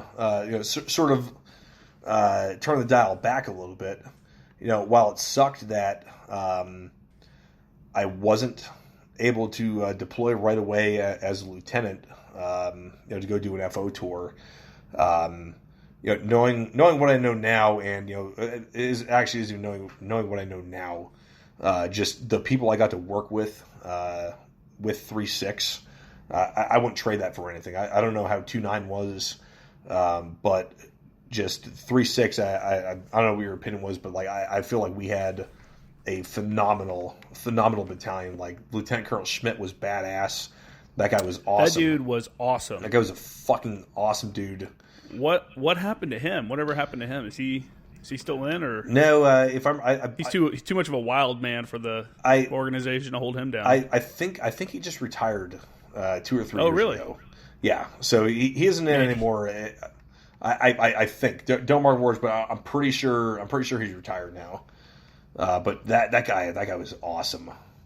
That guy was amazing. Was all about this. This is a battalion commander that was He was out on a convoy. He was never Battalion there. coins. Battalion ninja stars for coins. Yeah, the battalion coin was a ninja star. I still have mine. A lot of people's got theirs confiscated in Manas and stuff when they were flying through. I still have one at home too. I think it's badass. And it was his idea, which is the best fucking thing. It was his idea to have a fucking ninja star. Were you there when they? Oh, you were in 29 Palms. Were you there when they unveiled the ninja star? Oh yeah. Like he just destroyed a dry race board in the O Club with it. Yeah, he was drunkenly chucked it into the wall at the O Club. Oh yeah. This is the new battalion coin. Yeah, dude. All the Marines loved him. He was a legend amongst the Marines. So absolutely. I remember my mortar rep that was attached to me. He's like, oh, you don't know about it? Because, so after Bragg, let me back up real quick. We were at Bragg, and we were working to go to 3-6. And then when we left Bragg, that was when we were certified. And then you guys all went to 3-6 and then went to 29 Palms and did EMV, you went to Chiefs course. Pre-deployment exercise to do the training. Yeah, and then I went to Chiefs course, so I didn't get to do all that. So I got there right before the deployment. Literally, I showed up, I checked in, and I went on pre-deployment leave, and then we bounced. So I didn't really know all the characters. And then my mortar rep, I was talking to him, and he's like, "Oh, you haven't heard about the battalion commander? This dude's badass." Blah blah blah blah blah. And they're like, "Yeah, he showed up at AP Hill." And that's when he came to take over the battalion, and the battalion was doing their a major exercise up at AP Hill at the time. And I guess it got to the end of the exercise, and they finished up, and they're like, "All right, I'm the new battalion commander. I want to introduce myself to everyone. Everyone did a great job." Give them the whole "Hey, everyone, great job!" And they're gonna have a cookout. They're doing and then the pig roast. Pig. Yeah, they're doing the pig roast and stuff, and so you've obviously heard the story as well. Oh, yeah. And so they're sitting there, and he's giving them "Hey, great job, guys." And he was yeah. And then he's like, "Hey, Sergeant Major, beer me." And the Sergeant Major, and he walked out while he's giving this speech. He's got the pig's head on a stick, on a spear. And he's talking to everybody with this pig head on this. This is Lieutenant Colonel talking to everybody with the pig's head on a spear. And he's like, "Hey, Sergeant Major, beer me." Sergeant Major chucks a beer from across the way, catches it, cracks it open, slams it, and then reaches over and bites the eyeball out of the pig head. And that was how all the Marines were introduced to their new battalion commander. And that's basically how he ran his command for the whole time I was there. Yeah. He was awesome. Am I messing up any parts of that story? Is that the same thing you heard? Oh yeah. No, I heard the same exact thing. I also heard a different one as well too. You remember we had that snowstorm in early 11 at Camp Lejeune? Oh yeah, okay. Yeah. In January, February timeframe. So something like that. So 3-6 was out doing a month-long field op, and I'd heard that they were out in some position, and one of the company gunnies is off by the tree line. He looks off in the distance and sees this Marine, 200 yards away or 100 yards away or whatever, and snow's lightly coming down. He's got his M16, his strong side muzzle up, cover kickback like he's part of motor T, Gore-Tex on, unzipped, just sort of walking around. This guy is like, "Hey, fucking Marine!" He's like, right. Just starts yelling at him. Gets closer, and he's like, "That doesn't look like a Lance Corporal." Gets even closer. He's like, "That is like a Lance Corporal." And he gets up there. It was apparently the battalion commander, and he's like, "Sir," he's like, "What's going on, Gunny?" It's just something along those lines, totally fucking ridiculous. But he's a madman. Man. When I first met him, he came over to.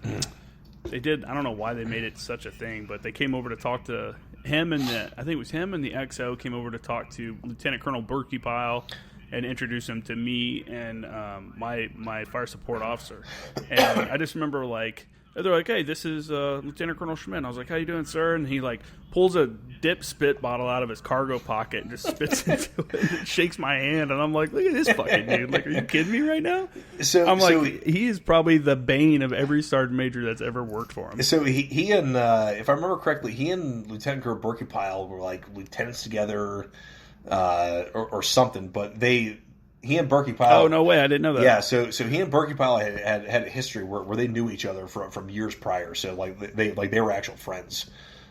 Dude, he was legit too. He wasn't just a wild man. Yeah. I mean, he was a wild man, but and what I was coming back to back in Afghanistan, that he was out on a convoy, because that's what battalion commanders do. You know, they drive around, bring dudes mail, and make sure everybody's doing, you know, good in their positions. And he's out there in a convoy, and they stop. They do a halt because of a possible IED, and he's the one out there fucking with the what's the hook? Yeah, what's that thing called? With the sickle. After the sickle. Yeah, it was a sickle.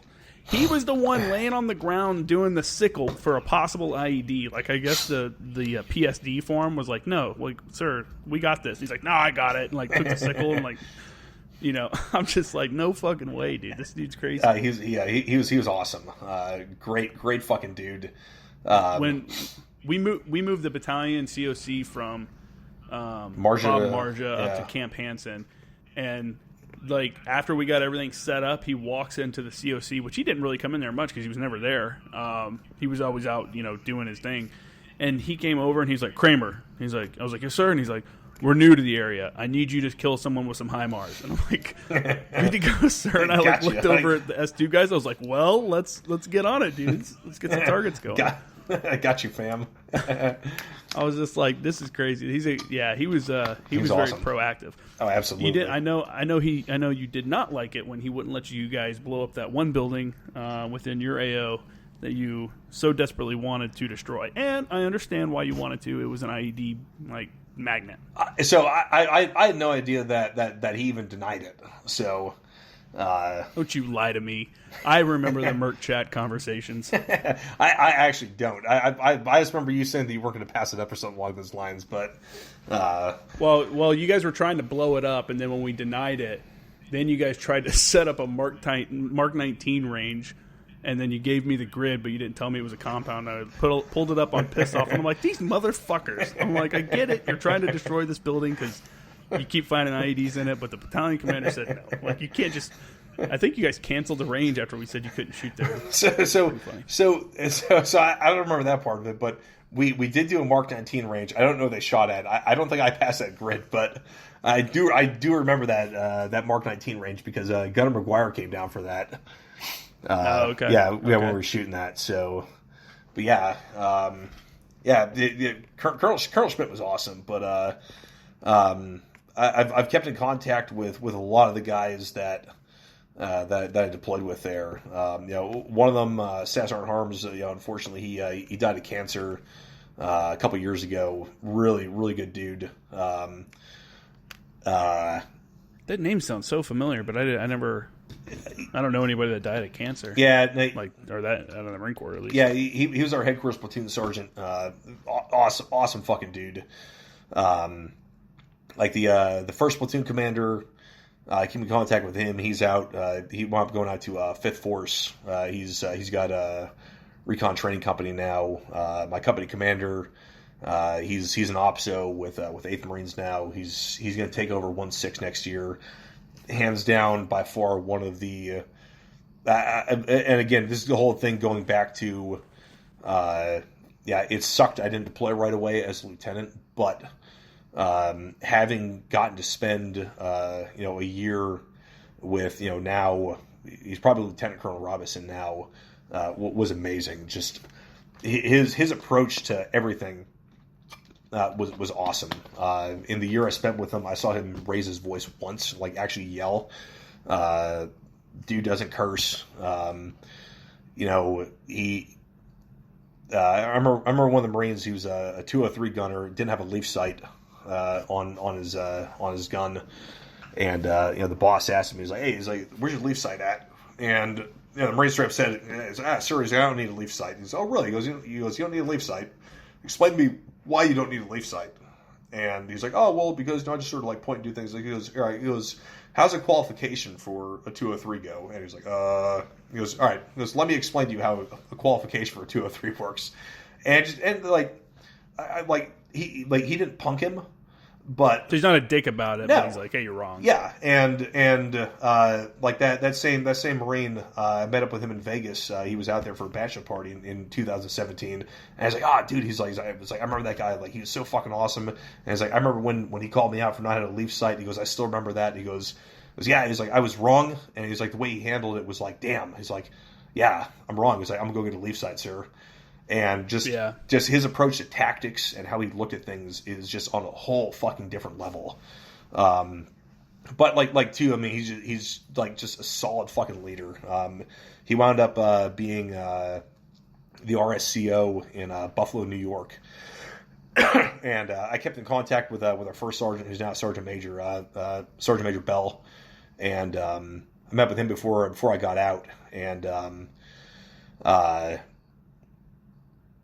then Major Robinson had an RSS or a PCS that was having trouble meeting quota. So instead of sending the RIs down there, the recruiter instructors to wear out this corporal or sergeant and make his life miserable, he jumped into the Gov and drove down there, the couple hours to wherever it was. I was, hey, it was like what's going on, man? It's like, I'm having a hard time, sir. Trying to get people here and whatever else. So, all right, cool. It's like, let's get this done. Pulls out a phone book and just starts cold calling motherfuckers. So you get the major who drove down, just starts cold calling dudes. And I asked him about that in March when I was out at Camp Lejeune. So yeah, I was like, I'm just trying to take some combat leadership out there to recruiting duty and whatever else. But just all around solid fucking dude, like highly fucking intelligent, highly technically and tactically proficient, but on top of that as well too, like really down to earth, really approachable. Is all about coaching and mentoring, not if you're wrong, I'm just going to push your shit in and wear you out. Like, he legitimately makes people better. That's one thing I always hated, and I saw as I was coming up as a junior Marine and stuff like that. You see these guys that are, God damn it, I'm dying, for real. You see these guys that are just dickheads just to be dickheads, you know what I'm saying? Like, it's like they expect dudes to know shit that it's like, dude, if you don't know something, you don't know it. If I've never taught somebody something, how the fuck am I going to expect them to know it? And you'll see, then there's a time and place to I've yelled at my share of people, but I was always like, I tried to keep it the same way. I'd rather have a conversation with you and treat you like an adult. Yeah. And then when you fuck something up, I think it's way more effective to just be like, dude, what the fuck are you doing? Because then they're like, damn, he's disappointed. Absolutely. It's like because when you yell at someone, they just shut you off. But if you're like, hey, man, this is why. This is important, and you fucked it up, and, you're letting the team down kind of deal. And people are like, fuck, man, that really fucked with me. That's... Yeah, and that's one thing, going back to that, I don't think that I would have had that same experience, with a different unit than I did with him. So, I'm really happy and I'm really fortunate that I wound up, with 3-6. But on top of that too, partially because of 6 Marines history, in the Marine Corps and everything they've done. But on top of that as well too, wind up with him as a company commander, who, he's still in. He's going to take over Battalion, and I'm 100% positive that he will be a general officer. He's just a really, really fucking awesome leader. If he said we need to go charge a fucking machine gun nest or whatever it was, and for whatever reason, cool, you got it, sir. Just an awesome all around great fucking dude. Those are the best people, man. Yeah. That's the people you always remember. You don't remember the guy that was an asshole that just yelled at people. Yeah. And if you do, you remember him what a fucking loser. Yeah. And so and also so going back to that, while we were in Afghanistan, Hassan actually brought that up, and he's like no sir, he's like you're the favorite officer that I've ever worked for. I was like, okay. He goes, you don't treat me like a piece of shit. And that was the issue that he had when he was with the headquarters battery, was people would talk down to him and would treat him like shit just because of his general demeanor, as to how he was. I had zero fucking issues with him. He was fucking awesome, and I was like, hey, I need to take care of this. All right, cool, got it, good to go. I remember one time, we had CLB 1 was rolling through IO, and they just changed out with, I think, CLB 7, and they got up by OP Apes, where we had an ALP position, and we had them switch over to our company TACnet because when they rolled into the battalion AO, for whatever reason, they never had these convoys switch onto the company frequencies if they needed something. So we'd have convoys just blow past our positions. We had no idea who the what, dude, all the time. Like I remember calling Master and Evans like on a weekly basis. It'd be like, hey, Top, of like we said a convoy blow past the company cop. Like, know anything about it? Like, oh yeah, it's like these people. It's like, hey, it's like, cool, thanks for the heads up, man. Like, can you tell them to switch our frequency when they're coming through? I go, if something happens, we can't do anything for them because they're not on our frequency. So yeah, at this point they finally switched on, and we were talking to these guys, and they got up there, and this unit was just like a total fucking clown show. And by this point, the company commander would come in, the XO was there, and they had internal call signs. It was like fucking Chongo and something else. They're talking back to each other like on our company TACnet. The company commander is like, it's like, this is about the point where something actually happened. Like, we'd just be like, whatever, like, you guys are on your own, just because they're just so like off the wall with everything. They're talking about IPs, like Iraqi police. And like, what unit was it? Were they from our unit? No, it was CLB-1. They'd come up from Dwyer. They're going up to Hanson for a log run or something. And they were concerned about what they said was a line of rocks across the road, and this was like September, and I've been the watch officer for the company at that point for like 4 months. It's like, hey dudes, I'm like, there's been literally zero IED activity on that road. Like, we're pretty sure you're good to life. Like, we aren't moving until we get EOD out here. So like, fine, send EOD out. They're like, there's guys with guns. We don't know if they're IPs or not. And it's like stop. What? Oh yeah, dude, it was ridiculous. Like, I had to come on the radio, like, hey, like, stop. Like, those guys are good. There's an LP position right there. The company commander's like, hey, like, that's Bari Dodd and his guys. Make sure that like they're not going to fucking kill them. So back to Hassan. These guys are going off on the radio, just talking about these random ridiculous things, and we just started having our own sidebar conversations. The boss was talking to the XO about something. Hassan was talking to the other radio operator at the time, and he was talking about how he helped somebody at one of the platoon patrol bases troubleshoot a radio over the radio to get it back up.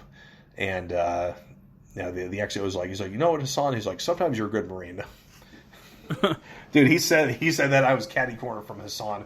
He looks at me and he gave me a look. He's like, I was like, oh fuck, here it comes. He goes, you know what, sir? He goes, sometimes you're a good XO. Sometimes you're good.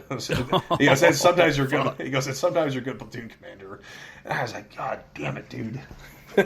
Company commander's like, and just like wound walking out. The XO left as well too. And before I could even get a word out, Hassan looks at me, he goes, sir, I know what you're going to say. He goes, I'm not going to sit here and take that kind of shit from him. I go, Hassan, I don't expect you to either. I go, you got to watch how you do it. I can only help you out so much, depending on what you say. He's like, good to go, sir. But yeah, like, yeah, you get really comfortable sometimes when you're talking to people out, especially in areas like that when you're around each other all the time. I told a captain to go fuck himself one time. Solid. In front of like a bunch of people, and we were going back and forth like fucking with each other. And I was like, you know what? You can just go fuck yourself. And afterwards, a dude come up. He's like, hey man, like that was a little over the line. I'm like, dude, he started it, man. He's talking shit to me. That's what you get. And then I was like, yeah. Later on, I'm like, yeah, I probably shouldn't have told him to go fuck himself right in front of like 10 people. I mean, he was cool about it though. We were on the same advisor team, so yeah. But anyway, so you got stuck doing a lot of watch officer stuff, which really sucked, and it seemed like a lot of the action that was going on out there was right across the AO, like right on the other side where, what was it, not Alpha 19, it was that was Bravo. Who was right across the border from you guys? Bravo 19 and Weapons 19. Okay, and I remember, man, dude, I used to have to call I remember having to call over to their fires guy because they would shoot a loom. They were doing something where they were shooting a loom like for a while in the middle of the night. And I remember one time they were shooting it right on the edge of the boundary line. Yeah. Like the target was basically like the target grid was basically the boundary line. So obviously the effects of the munition, the illumination was bleeding over.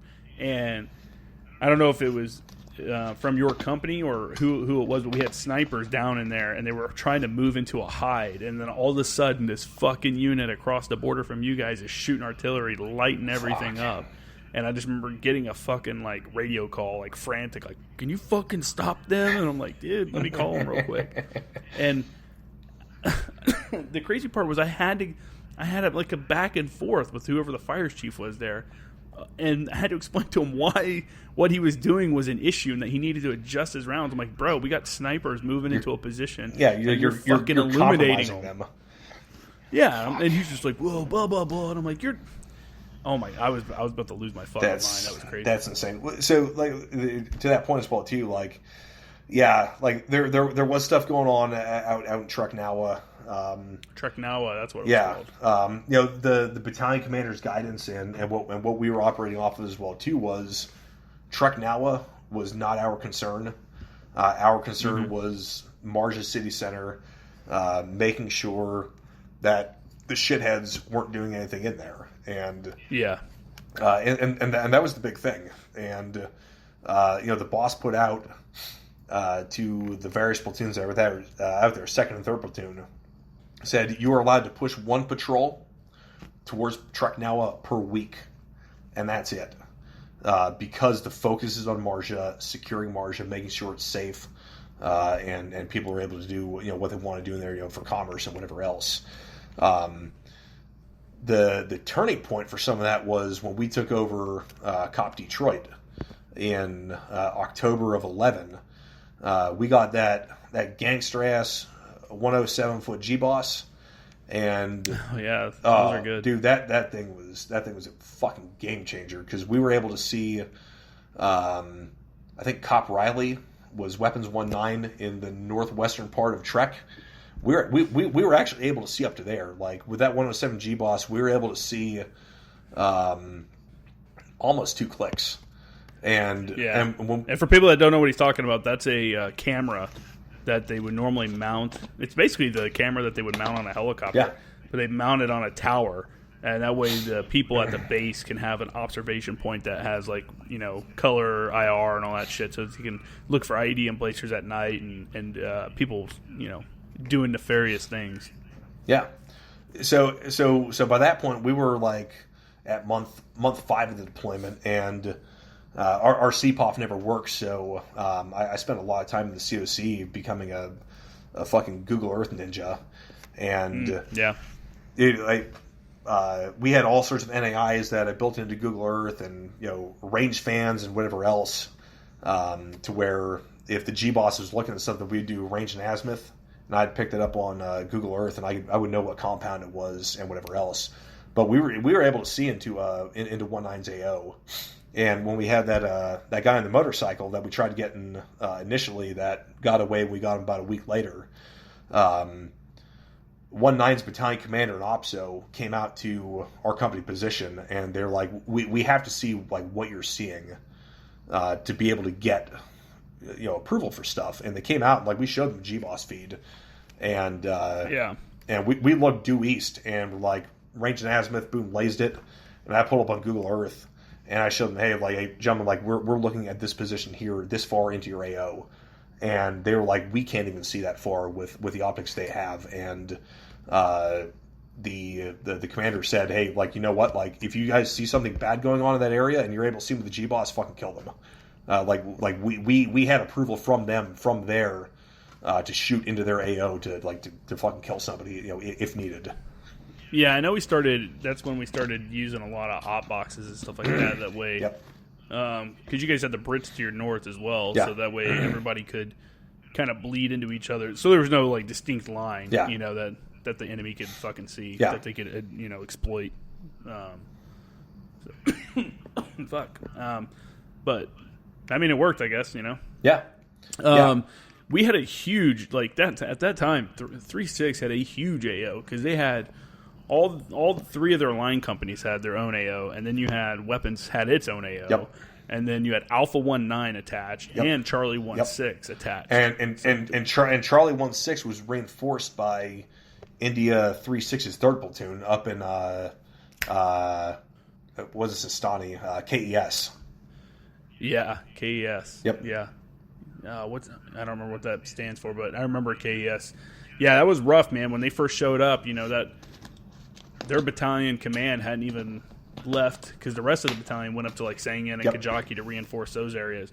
They hadn't even left to go north, and they had already lost like 3 guys within the first 2 weeks. But I think all 3 of them were killed actually within a week's period of each other. Yeah, it was something like that. Two corpsmen and a Marine. Yep. There was a marksman out there shooting single shot right below their body armor, and it was unfortunate. Obviously, was it below or above? I thought there was somewhere where their plates were too low.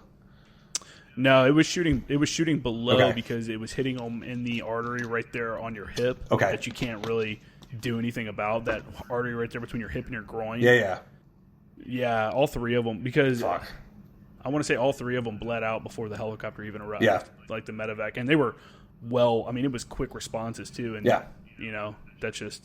that's a horrible thing to happen on any deployment, but that's a rough way to start out a deployment. Yeah, absolutely. 3 guys right off the bat. Well, and they're the company commander too.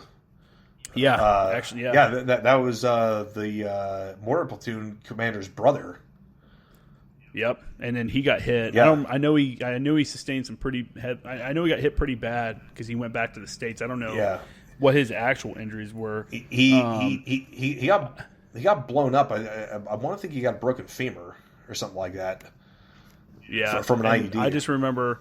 I think the last HIMARS strike I did was. We found after I did the strike and we started doing the battlefield, the BDA and stuff, and we got like the intel stuff off the guy. Found out that was the guy that actually built and in place the IED that hit that company commander. Fuck. So we were all super pumped Good. that we'd smoked that dude. Yeah, good. Yeah, so that was cool. Yeah, that makes you feel good about what you're doing. Yeah, absolutely. Yeah, piece of shit. So, all right, so we were coming to the end of the deployment, and at what point did you start hearing that, hey, you're going to, it's pretty common, you kind of know your rhythm as an officer when you're going to get orders and stuff like that. So what were you expecting down the pipeline? I know you went to ANGLICO next, but were you expecting that? And, what was kind of the in-between period there? Because when we got back, our actual unit, 2nd Battalion, 10th Marines, turned around and deployed, so we were actually the RBE for a little bit. Yeah. So for me, we got back, and I remember going over to 210 right away, and Captain Richardson, he was the OPSO at the time, and I went to him. I was like, hey, you want somebody else to deploy with you? I'm like, I want to go back over right away, and there wasn't any way to make that happen. For me, my timeline was tight because I only had one chance at the career retention board. So for everybody that's listening, for the Marine Corps, as a lieutenant, you either get 1 or 2 looks at what's called a career retention board, where you get a panel of officers looks at your fitness reports. It's basically a performance evaluation, and they determine whether or not you're going to be able to stay in the Marine Corps past your 4 years. So for me, we got back from deployment. What it was the 29th or something of December, or 30th of December. No, it was on New Year. Well, my plane, I don't know if we came back together, but mine showed up on New Year's Eve. It was something like that for us as well. Or New Year's Day, because we drank Guinness in Ireland on New Year's Eve. All right, so we got back New Year's Eve. I may or may not have drank a bottle of Maker's Mark, and didn't make it in the next day for formation, and was hungover for 2 days. But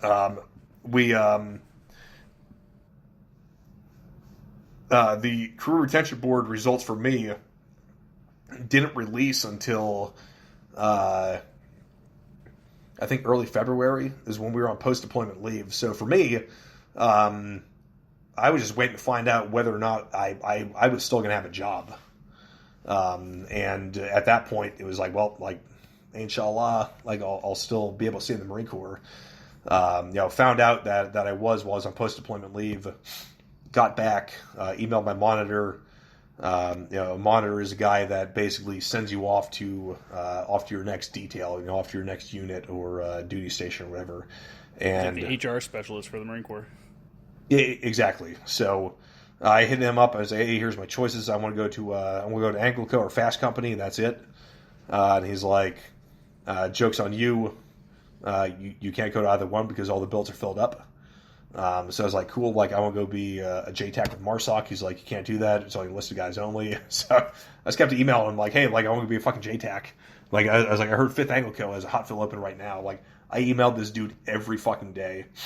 At the time, DeWald was trying to go to 1st ANGLICO as well, and like simply because I fucking harassed the monitor every day, he emailed me back. He's like, "Hey, he's like, guy who was supposed to go to 1st ANGLICO just dropped his papers to leave the Marine Corps. Do you want it?" And I was like, "Boom, you got it." Went talk to the XO, Major Good. Never met him. Talked to him for 30 minutes while he's eating a sub sandwich. So yeah, it's like no worries. He goes, I'll email the monitor right now. He goes, you'll love being a JTAC. He's like, I was a fire support officer for the Rangers. He's like, yeah, his call sign was like Tyrant 06 or something. He goes, yeah, it was awesome. I fucking threw a Roz up. He's like, my claim to fame was taking an AC-130 gunship Winchester. He goes, you'll fucking love being a JTAC. I was like, badass, dude. And emailed the monitor, went to DeWalt. I was like, hey, bro, like, you missed the fucking ANGLICO train. He's like, what are you talking about? I go, I just got a boat slot out to 1st ANGLICO. He's like, how? I go, I've been emailing the fucking monitor every day, harassing him. Sometimes you got to shape your own destiny, you know? Yeah. So for me, it worked out. That was end of February, early March, something along those lines. And I had a report date of, I think 12 or 14 April of 2012 to report out to 1st ANGLICO. So I PCS'd like 13th of March or 30th of March or something like that, 31st. Started driving out to Camp Pendleton and went out to 1st ANGLICO. Yeah, and that's where we lost touch. Like when we got back from the deployment, Sal actually came up to me. He's like, "Hey, you want to go to TCP school?" And I'm like, "Yeah, definitely." So for the people that don't realize that maybe new 0861s or looking at the program, it's actually easier for a 0861, a fire support man, to go to become a JTAC at an artillery unit. Like, ANGLICO's great and stuff, but if you go to ANGLICO as a junior Marine, you're going to be a saw gunner on a team, which is cool. But you're not, I mean, you'll get to do some close air support training and stuff like that, but you're not the guy. And the problem, a lot of times what really sucks for the other guys on the team is when you're not a JTAC, other units don't really want you. They just want the JTAC. They're like, yeah, it's cool, you got all these guys, but we got one seat in the helicopter, so JTAC, grab your radio, let's go. And so that's just a fun fact to point out. Another thing, too, is artillery officers, unless they go to ANGLICO, generally don't get to become JTACs. I know we had on our deployment, well, he wasn't on our, well, yeah, he was on our deployment because he was with Charlie 16. Old Mac was an artillery lieutenant, actually, that got to go to TCP school. And he was the company fire support officer and the JTAC. Which is super rare. But anyway. But what was I getting at? Oh, anyway, so you checked into 1st ANGLICO. What was it like when you were checking in? Did you have any like apprehension, like, oh fuck, here we go, like I've been wanting to come here? No. So I was super pumped to go out there, and checked in. There was at that point 2 guys I'd gone to Fort Sill with who had both been at 511 who had checked in prior to me. They were balls deep in CLS training. They were balls deep in TSCP prep and all that kind of stuff. Yeah, I checked in. I'm like, yeah, let's rock. They're like, to the 3 shop you go. So I was part of the 3 shop for maybe a month or so. I didn't really do any 3 shop work. I did a lot more of just like individual TSCP prep, and they got put into like the actual TSCP, internal TSCP prep that we did, and within by June, I was at TSCP school. As soon as I graduated, my buddy that I went to Fort Sill with was already in 1st Brigade Platoon Assault Alpha. He knew me. Talking to assault leaders, like, hey, let's get ship over here to Assault Alpha, and that was it. So within 3 months of being there, was at Assault already. Had a FICT. and we started training right away. We graduated from TACP school end of June, and the following week we were up at Mountain Home Air Force Base in Idaho for a TACP shoot. Nice. Dude, like right away. So like it was awesome. Like right from the get go, it was like starting to fucking train, and we did some sort of JTAC training on a near monthly basis. Like we did some other ones as well too, where like we'd go to the point intersection on Camp Pendleton, and we would do a convoy, and we'd have guys from brigade headquarters that would play OP4, to pick up a truck with with shovels and all kinds of stuff, and we'd have a helicopter squadron would fly out and meet us at point intersection. We'd do armed overwatch all the way back to Flores.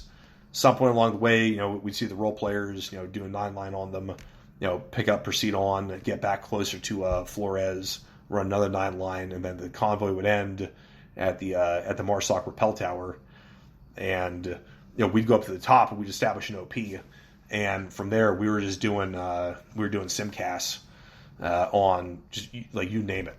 We would say, hey, we're looking for this truck or this like these groups of people. And it was just random Marines or just random vehicles driving around Las Flores, and we just doing 9-lines on them, just doing dry casts. It was awesome. You can get a lot of good training out of that. People underestimate the level of training that you can get from just doing simcasts with 2 guys and a radio and someone feeding a scenario.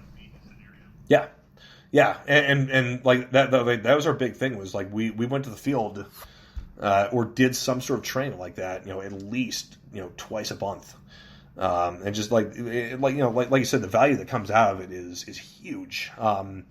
Before I left active duty, we were able to get it once just because of the time of year, the aircraft got weathered out. But we took our assault, we broke it in half in essence, not quite in half, but it was a FICT that was in support of a notional patrol. And the rest of the SALT, my assault headquarters, was playing OP4. And, we'd go out, we were doing our thing, and the sole purpose of that was, you're running into somebody else, and you're going to have to meet them, and you get to run through your internal IA drills.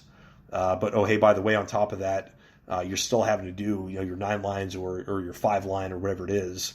And on top of that, communicate what you're doing back to the SALT headquarters, which is in one of the which is back at the CP for battle tracking purposes. So like everybody gets wrapped around the axle with doing live fire. Yeah, like live fire is awesome.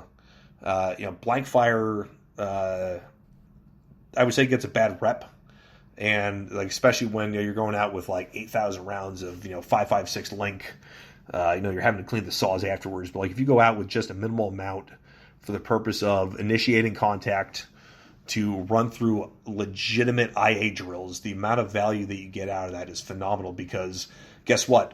I have my team, and we're going to start bounding this direction. You're over there. Like now you have to react to what I'm doing. I'm going to find micro terrain and try to maneuver around you. So like there's so much training that you can get out of that is just overlooked with, hey, we need to go out, we need to do a flat range, like we need to go out and shoot 10,000 rounds. It's like, well, yeah, like you're doing that, but what actual training are you getting out of that, aside from I'm legitimately standing stationary on a flat range shooting rounds at a paper target that's not moving, whereas if I go out and I can initiate contact with some blanks and then react to what somebody else is doing, the value you get out of that is so much greater. No, yeah, 100%. I think so as well. Plus doing like the sims, doing simulations. So just real quick for people that may not have, I've explained it before in other episodes, but people that may have jumped into this one first. A FICT is a firepower control team, and it's usually 4 or 5 guys. And then your SALT is your supporting arms liaison team, which is made up of 2 FICTs, 2 firepower control teams, and then a headquarters element, which will sometimes create a 3rd firepower control team. Yeah. So that way people can kind of track what we're saying. So the sims, like doing the sims on the computer, like playing a little video game on DVT, and then doing paper, just doing that dry cast, even back and forth over a map or something like that. That's the stuff that really preps you for that live fire, because you don't want an aircraft to show up that's only got an hour on station or something like that, and now you're fumbling through stuff that you could have been, stupid stuff that you could have hammered down in the sims or with somebody else. Like that's just the way it should be. But yeah, you definitely get some good training like that. I think it's good for us and it's good for the pilots. Yeah, and even just going to the OP, and just going through talkies, going out to OP Alpha and looking out at Lago and saying, hey, like I want you to target that building, and I'm gonna play airplane, and you're the controller. Let's go, and having people work through talk-ons and stuff like that, it's invaluable. What do you think your favorite OP you've been to is or was?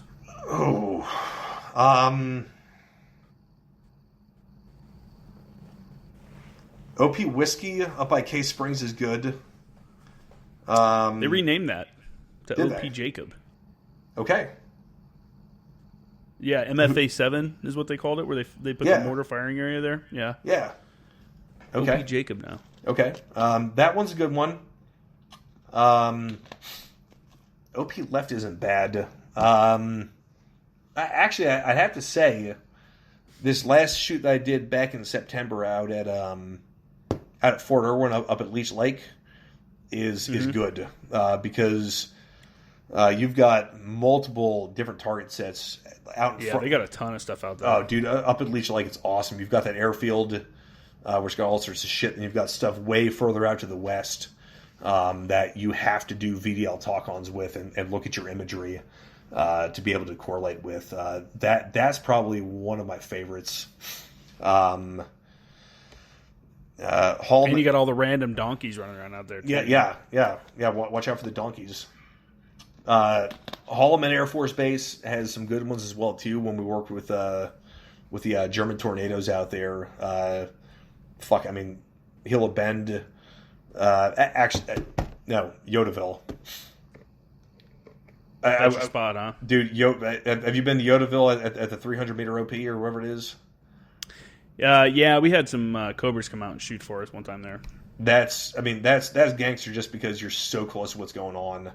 Like just for like that aspect of it. But realistically, I would say the best ranges are any of the ones that the Air Force uses, or that the Air Force maintains, because they mostly do inerts, and that allows you to actually go out and maneuver. You're not stuck on a static OP the whole time, so you've got a lot more freedom to do what you want. So really the Air Force ranges, I would say, and out of all of them, I can't really say a particular one. Yeah, Gila Bend was a really good one, just because it's in the desert, it's in the southern Arizona desert, but it's an easy range to use. Like, it's very user friendly, and the amount of training that you can get there is just, you can get a lot. Like, you can score a ton of controls in one day that you don't even expect, because you just have random aircraft that might just check in to see if there's any JTACs out there working, which is always cool. Then you get to come back and cook on the bomb grill and have tacos from the, grill up some meat from the little Mexican grocery store in town there, which is like the best thing ever after a long day on the OP. I'd say just that was probably my favorite place to. Yeah, dude, for sure. That was a good spot. My favorite OP to go to, though, would be out on San Clemente Island. I think that would be. Was that OP2? Is that the one with the bunker? Yeah, I think so. I think it's getting mixed up. SCI is good, and on top of that too, range control out there. That's probably one of the best range control crews, because they are very, very permissive with what you're allowed to do, which is cool. Yeah, they're a bunch of old school dudes. Yeah, they're a bunch of old school dudes that are they're realistic. Yeah, just don't kill the fucking fox, man. Yeah. You'll be fine. Just stay away from the retarded inbred Kentucky fox, and you're good. I got a video of me feeding one. I have to dig that up somewhere. It was like my last time on the island. I'm like, you know what? Fuck it. I'm going to give this guy a little bit of... See how close he'll come. Give him a little bit of my MRE bread. Try this jalapeno cheese. Yeah, it was funny because it was me and one other dude. We were out there for Iron Fist, which, for those that don't know, it's the exercise with the Japanese. I love that exercise. Yeah, and it was just me and another dude by ourselves because we were staged to go meet the Japanese dudes. And, yeah, dude, we had fox all over the place. They were running around. I was like, I've never seen this many out here. Yeah. It's pretty funny. They're cool looking. They're cool looking little fox. Yeah, they really are. So what made you decide to like leave active duty and go from 1st ANGLICO to 3rd ANGLICO? What was like what was your trigger as an officer to be like, you know what, I'm kind of done with this full-time gig. Let me move along. For me, it was really being on the MU partially. That fucking MU, man, kills dude, everybody's spirits. Dude, the MU sort of killed it for me. But on top of that as well too, the big things I wanted to accomplish was becoming a JTAC and getting to just an ANGLICO. So yeah, I sort of got spoiled there for 3 years on active duty at 1st ANGLICO, where there's a lot of big boy rules. To the point where our assault, our 20-man element, we were the ones coming up with our training program.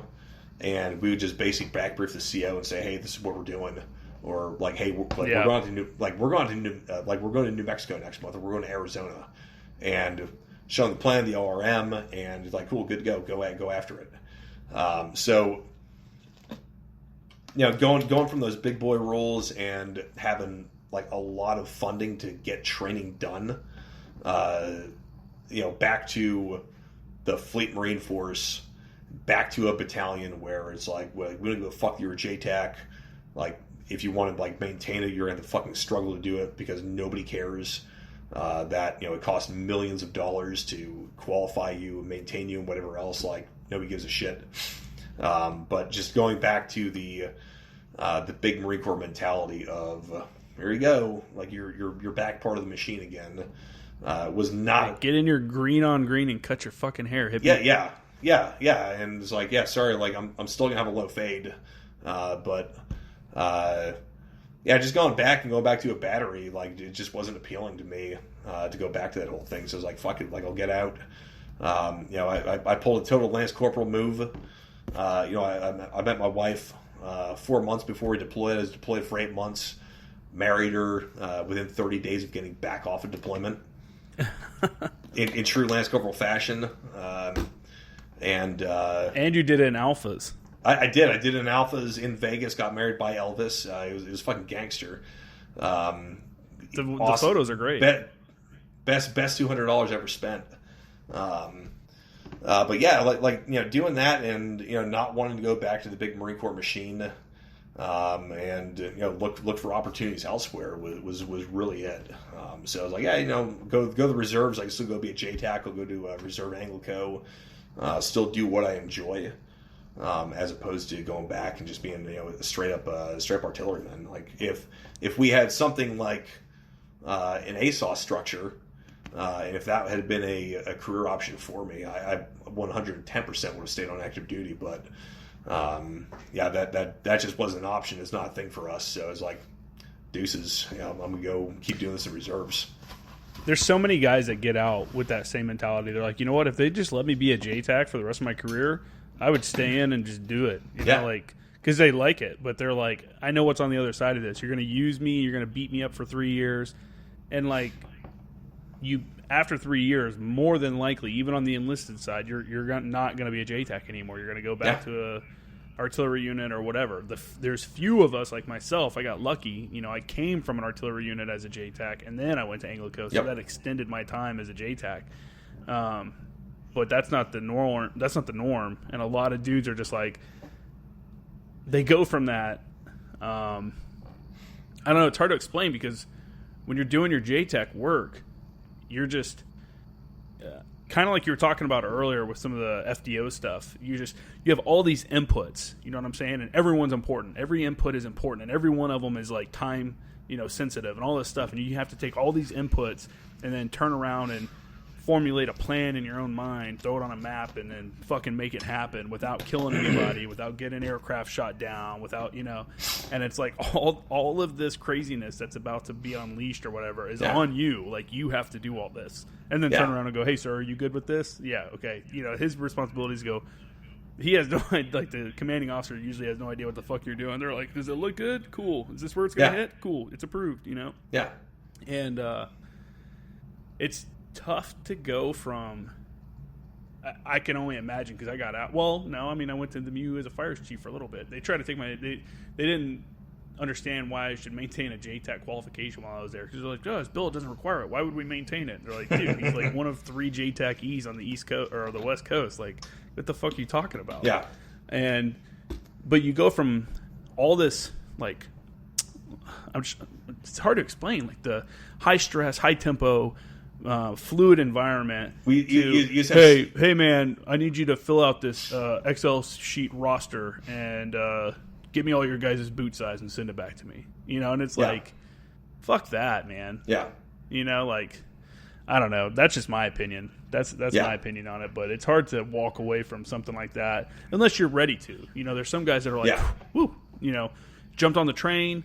The moving train, it sped by, I grabbed on, jumped on, I rode it for 3 years, and then fuck it, I'm off. Yep. Like, thank God. Some guys, that's how some guys want to be, and that's totally cool too. But I don't know. I think the guys that just want to do that, they should just let them do it because to take all, like you said, the millions of dollars, over time, not all at once, but over time of flying jets and dropping bombs and all this stuff to train this one dude to be proficient, and then be like, sorry, man. Thanks for doing it, but you're going to go be a recruiter now. Yep. It's like, what a fucking... Whoever's making that decision's a moron. Now, God, I'm dying. So I want to, real quick, since we're kind of on this topic, I want to segue. I know you looked at it. I put on my Instagram stories that I was going to be interviewing you, and I asked for some questions. And one of the questions was, first off, one of the Canadian JTAC hit me up. He said... He's a great dude. Shout outs from a Canadian JTAC, and I told him I'd let you know that you're mediocre at best. CND Raptor, don't listen to anything that he says. Yeah. That's funny that you guys know each other.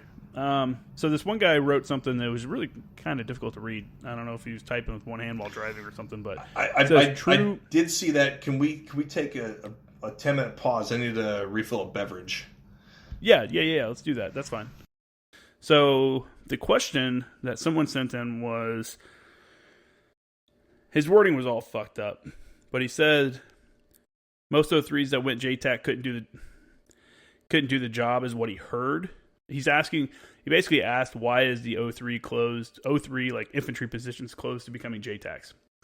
And I was going to say, It's not that the 03 JTACs messed up per se. It's just that they do have a higher failure rate, just like your guys off assault support aircraft like 53s and Ospreys coming in to be JTACs or FACs.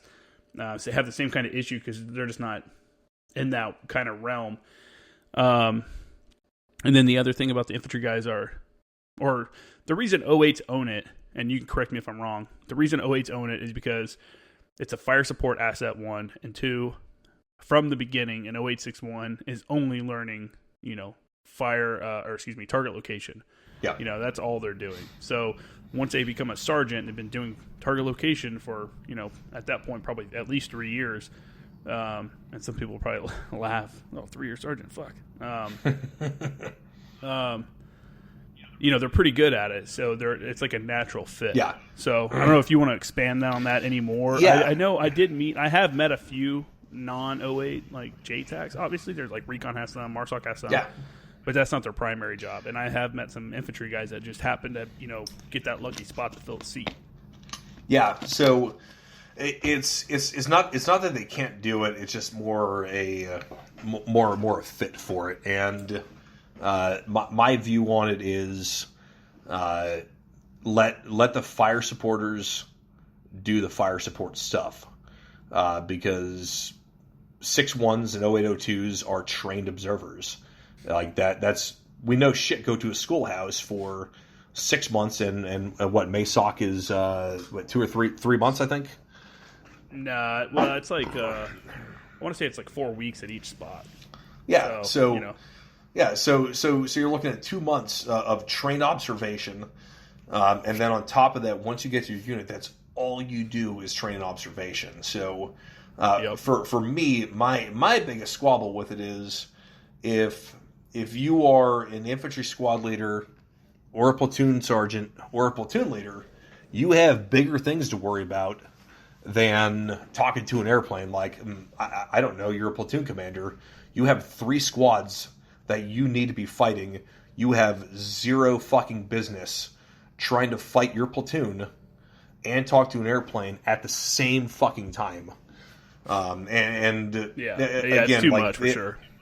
Yeah, and on top of that as well too, like I got it with the team aspect when you start getting into the more specialized units like recon, and like when you start jumping into like ODA and stuff like that as well. That you have an enabler coming in who's not part of the team that has to get integrated in, and even with MARSOC as well.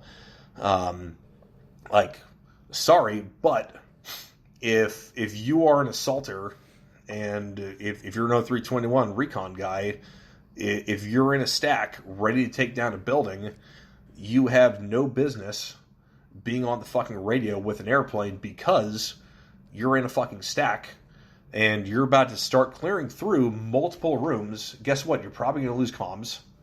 And on top of that as well, too, you're going to have to worry about your sectors. And once you start moving to the rooms, down hallways and whatever else, that, like if you think about it like riding a motorcycle, wherever else, once you get faster, you get that soda straw vision. That's the same thing that's going to happen when you're, taking down these buildings and whatever else. Like, you're not going to worry about the airplane and what he's doing and talking to him. So that becomes a wasted asset when there's somebody else that could be on an OP actually utilizing that airplane. And if you go back to the 90s, 99 and prior, before the active duty Anglicos went away, the new construct of the MIG, the Marine Information Group, is similar to what used to be called SRIG, Surveillance, Reconnaissance, and Intelligence Group, and that was Intel, Battalion, Anglico, and Recon. And talking with some people that knew that construct, from what I've heard, was back then when Recon was out doing deep reconnaissance, there would be an Anglico ficked out with them where they would be doing deep fires, and. Okay. Yeah, and that was when they were getting a lot of specialized training and whatnot as well too. It's like it's not that grunts don't get it. Like, there are ones that do, but let the fire supporters do it. Like, everybody wants to be a JTAC because it's sexy. It's a sexy fucking job. But if you are a squad leader or a platoon sergeant or a platoon commander, you have much bigger things to worry about when it comes to the fight than talking to an airplane. And if you're worrying about talking to an airplane and dropping a bomb someplace, that means that you're neglecting your teams, your fire teams, if you're a squad leader or if you're a platoon commander. That means that you're neglecting your platoons or the overall company scheme and maneuver, because guess what? There's a fire support team that's there to do that for your company. So yeah, some guys don't get that. Yeah, and again, this goes back to the whole thing that there's the great divide within the 0861 community that says you've got the guys who weren't JTACs and the guys who are JTACs, and the guys who have never been JTACs say, oh well, like, you don't need to be a JTAC to control airplanes, you just need to jump on the radio and just talk to them and it'll take care of itself. Because that's the old way of doing it. Yeah, and and through blood, sweat, and tears, and fratricide incidents and everything else, the fact that TTPs have changed, countless times since 2001, just lends credence to the fact that we need to come to we need to move forward. And when I say we, I mean the Marine Corps needs to accept it and say, we need to have this as a permanent MOS. Like, we need to take a lesson from the United States Air Force, and make it an actual career field. Now, there's the perceptions within the Marine JTAC community as well too. I would say more on the air officer side that the Air Force is all fucked up and they don't do things correctly and whatever else. And the Marine Corps has produced the most changes to the CAS pub over its the last two revisions. But to say that the Air Force does things wrong is incorrect, because like I've worked with several ASOSs, and when you look at the way, and I imagine you've worked with them as well too, but like when you look at the way the Air Force controllers do things versus Marine controllers are, in my opinion, a lot more robotic, where I have to follow everything to the T, and I am not allowed to flex from this. It has to be done this way every single time. And if you look at the Air Force controllers, they're a bit more fluid, and I would say they roll things a bit more, but they don't restrict themselves by saying I have to be lockstep on everything every single time. Yeah. Well, see, so part of the problem there is that when guys do training, sometimes you have guys that are doing training that have never actually. Let me think of how to word this. So, like what you're saying, how they're being robotic. Yeah, they're following the flow that they're supposed to, 12-step process, and doing everything that's within that 12-step process. But guys get so used to doing the same thing over and over in training, for whatever reason, thinking that you give every attack a 30-degree attack angle. Yep.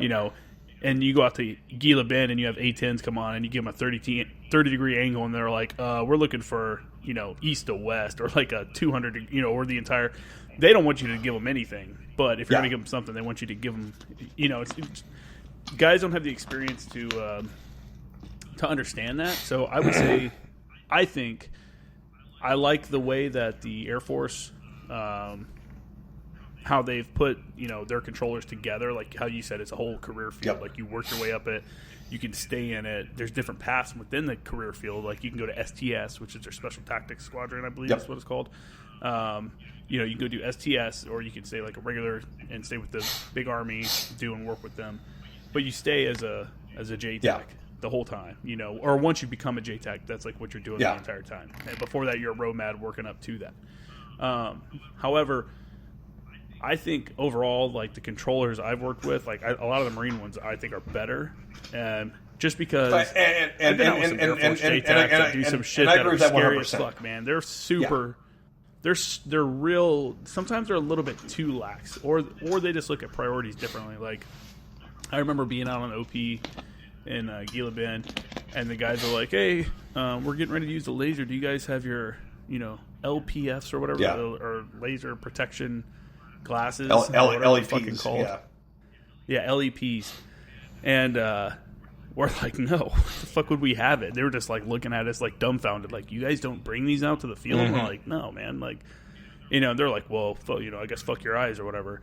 And then turn around and do an attack on a target that's like 1,500 meters away with A-10s and giving them no final attack heading restrictions. And I'm like, dude, that's insane. Because I've watched in Gila Bend, how you say it, I've watched them come in and do some low-level strafes, and you don't know what they're going to do. They're kind of doing their own tactics. And I've seen rounds, like the beaten zone is like 2 clicks long. And I'm like, that's super sketchy. Yeah. And you wanted me to put on glasses because you think that's unsafe, but you're like doing that. Like, so we each have our own kind of style. We are more rigid, and we do follow the script more.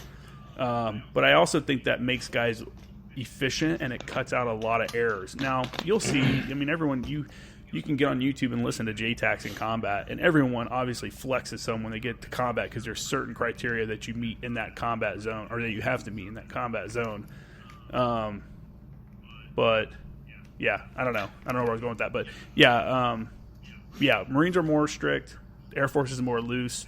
I think the Air Force has a lot of great dudes, obviously, great JTACs, and they get a lot of work. They get a lot more work than most Marine JTACs just because the Army owns every battle space. So they're always sending in the Air Force JTACs rather than the Marine ones. Yeah. Unless it's a Marine AO in Afghanistan. Yeah, and I agree with everything that you're saying. Safety procedural wise, we are far better at that. Like, the whole thing. Recently, guys I worked with, I was still hearing lines 1 through 3 NA, like the new CAS pub, like that's not even a thing anymore. Like, oh, really? Yeah, like a lot of that stuff is gone, and we are definitely more rigid where it needs to be, but when it comes to knowing where you can actually lax up a bit is where I think we could take some lessons from. And again, I do think that we have better controllers overall. For that reason, because for us, the airplane works for us, as opposed to what appears to be a bit more of the Air Force perception that the controller is an extended sensor of the airplane. It's a bit of, that's a good way to put it. It's a bit of a reverse role. The one thing I've noticed as well too, and I think it's just an Air Forceism as well, because they come up in the Air Force community. From what I've noticed, they seem to be a bit more savvy when it comes to airspace management, because unless you're getting prepped to go out to MOTS or something along those lines, the most we'll deal with is maybe 2 sections, even in sims. But then once you start throwing in 2 sections, people checking off to go off to the tanker, somebody else coming in, then a medevac coming in, that just adds a whole different dynamic into the environment. And the one thing that really again pisses me off is knowing what it takes to make a JTAC, how important of an MOS is that is not a professional career field is almost criminal. For sure. Especially because the guys, that's what happens. The guys get to their 3-year mark. They're like, hey, we're going to get 2 pumps out of you. Yeah. Or 3 years. And, you get pulled from that. That 3-year mark is like when you're really starting to figure it out. Like, you've probably done it. You've done a deployment. You've done a ton of field ops. You've seen a lot of stuff at this point. That's when you're like, okay, I got it. And then they're like, okay, hey, cool. Go be an MCT instructor. Yeah. Like, thanks. Yeah. And the experience that is lost within the community at that point is so vast for us. And then then you get your outliers. Your guys like Norm, who awesome fucking dude. He's a great fucking JTAC, and because he was associated with ANGLICO, as a corporal, and has been a JTAC pretty much ever since, and went against that 0861 career progression. He's an outcast, and he gets fucked over because of stuff like that, and guys that do that as 6-1 JTACs, because it's the artillery, the solely artillery community guys that wind up being the monitors and whatnot that wind up castigating them. Then it's dude, it's a huge asset that they don't know they're losing because they don't understand what goes into it. And then if you go further down in that rabbit hole of JTAC, the first part is the J, joint. So if it's a joint terminal attack controller, we have NATO requirements. So, we have our TNR that comes out. The TNR now is what we use for currency. Well, why do we have more restrictions, or why do we have more requirements for qualification than what is outlined by the NATO MOA? And on top of that, why are U.S. JTACs operating on separate training and readiness manuals? Why are we in the Air Force not? We work under a joint pub for what we do for JCAS. Why don't we have the guys from WIC up in Nellis and the guys down at MOTS actually come sit into a room and say, hey, this is what we need to do. We need to all be trained the same exact way, because guess what? I'm going to keep big dicking you on the CAS pub. You guys are still going to keep doing what you're doing, but why can't we come and slap the table and say, Air Force JTACs, Marine JTACs, same training, same TNR manual, same expectations, and not have it be ridiculous things where you've got 32 codes or whatever it is now to maintain your qualification. Otherwise, you have to be over the shoulder. Like, that's so unrealistic to maintain, especially now with the F-35 coming online and the fact that the pilots can do a lot of their training in the simulator, and getting fixed wing controls is next to fucking impossible across the board. Yeah, it's definitely easier for the Air Force to get their controls. Fixed wing, but not rotary wing.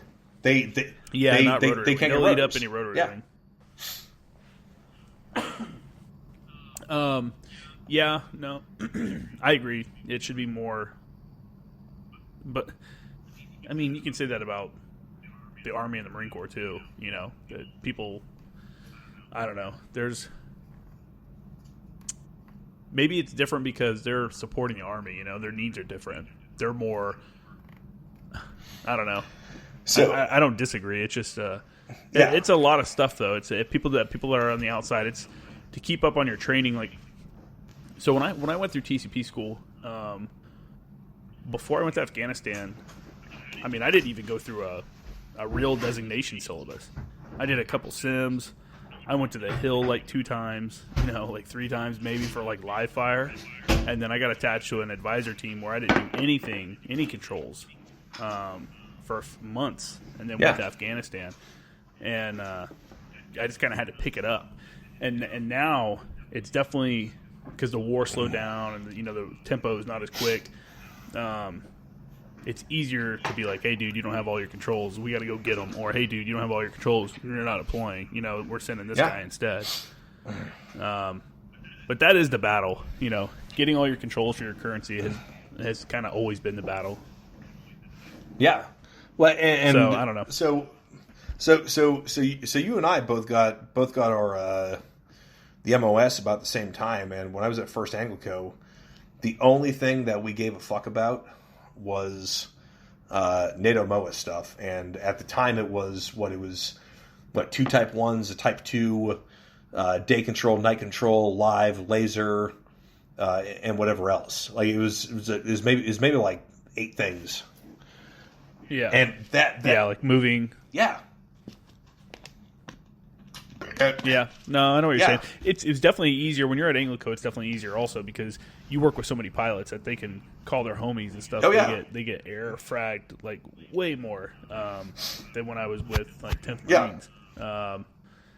Well, and like you said, even on my team, we were the same way. Where at least once a month, we said it like once a month we're going to have a major event. So it would be close air support event, or we're going to be doing like Hearst operations, or something. We had a major event every month, and then when we weren't doing that one event or planning for that one event, it was like, all right, get in the sims, and now we're doing sims, and like that's all you have to do when you're with the artillery unit. There's so many different things that you can get pulled to do, and you're going to the field to support the battalion. They don't really care about the JTACs at an artillery battalion. You're there to support the guns. Yeah. So it's just a different environment. Yeah. And on top of that as well, too, you go from the artillery regiments to Anglico. You've got a division level asset versus a MEF level asset. So right then and there, you've got more funding for the MEF level asset. But when it comes to get into the SAVT, the simulator, the MEF level asset has higher priority over the division level asset. So you get the whole Heisman action going on with that then too. Yeah. So it's like we've said a lot of times, it's a ton of training, it's a ton of stuff, and it's busy, and like sometimes you get real frustrated while you're doing it, but like when you're done doing it, it's like, man, like I miss it. I'm like, dude, that'd be sick to go to the Hill and just. And what was cool, I remember after I got my E designation, I was obviously at the Hill every time. I had to be there. But I never got to control because I'm always like writing evals. And, I became the eval guy. And that kind of sucks. When you come back from the field and you have 40 evals you got to type up.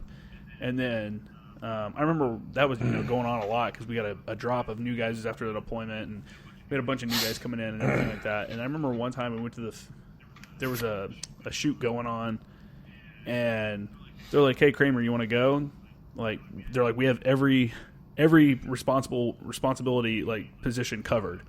So it was just going to the hill to just like chill, snag a couple controls, and then watch other guys snag controls without being an RSO, an OIC, a fucking, whatever.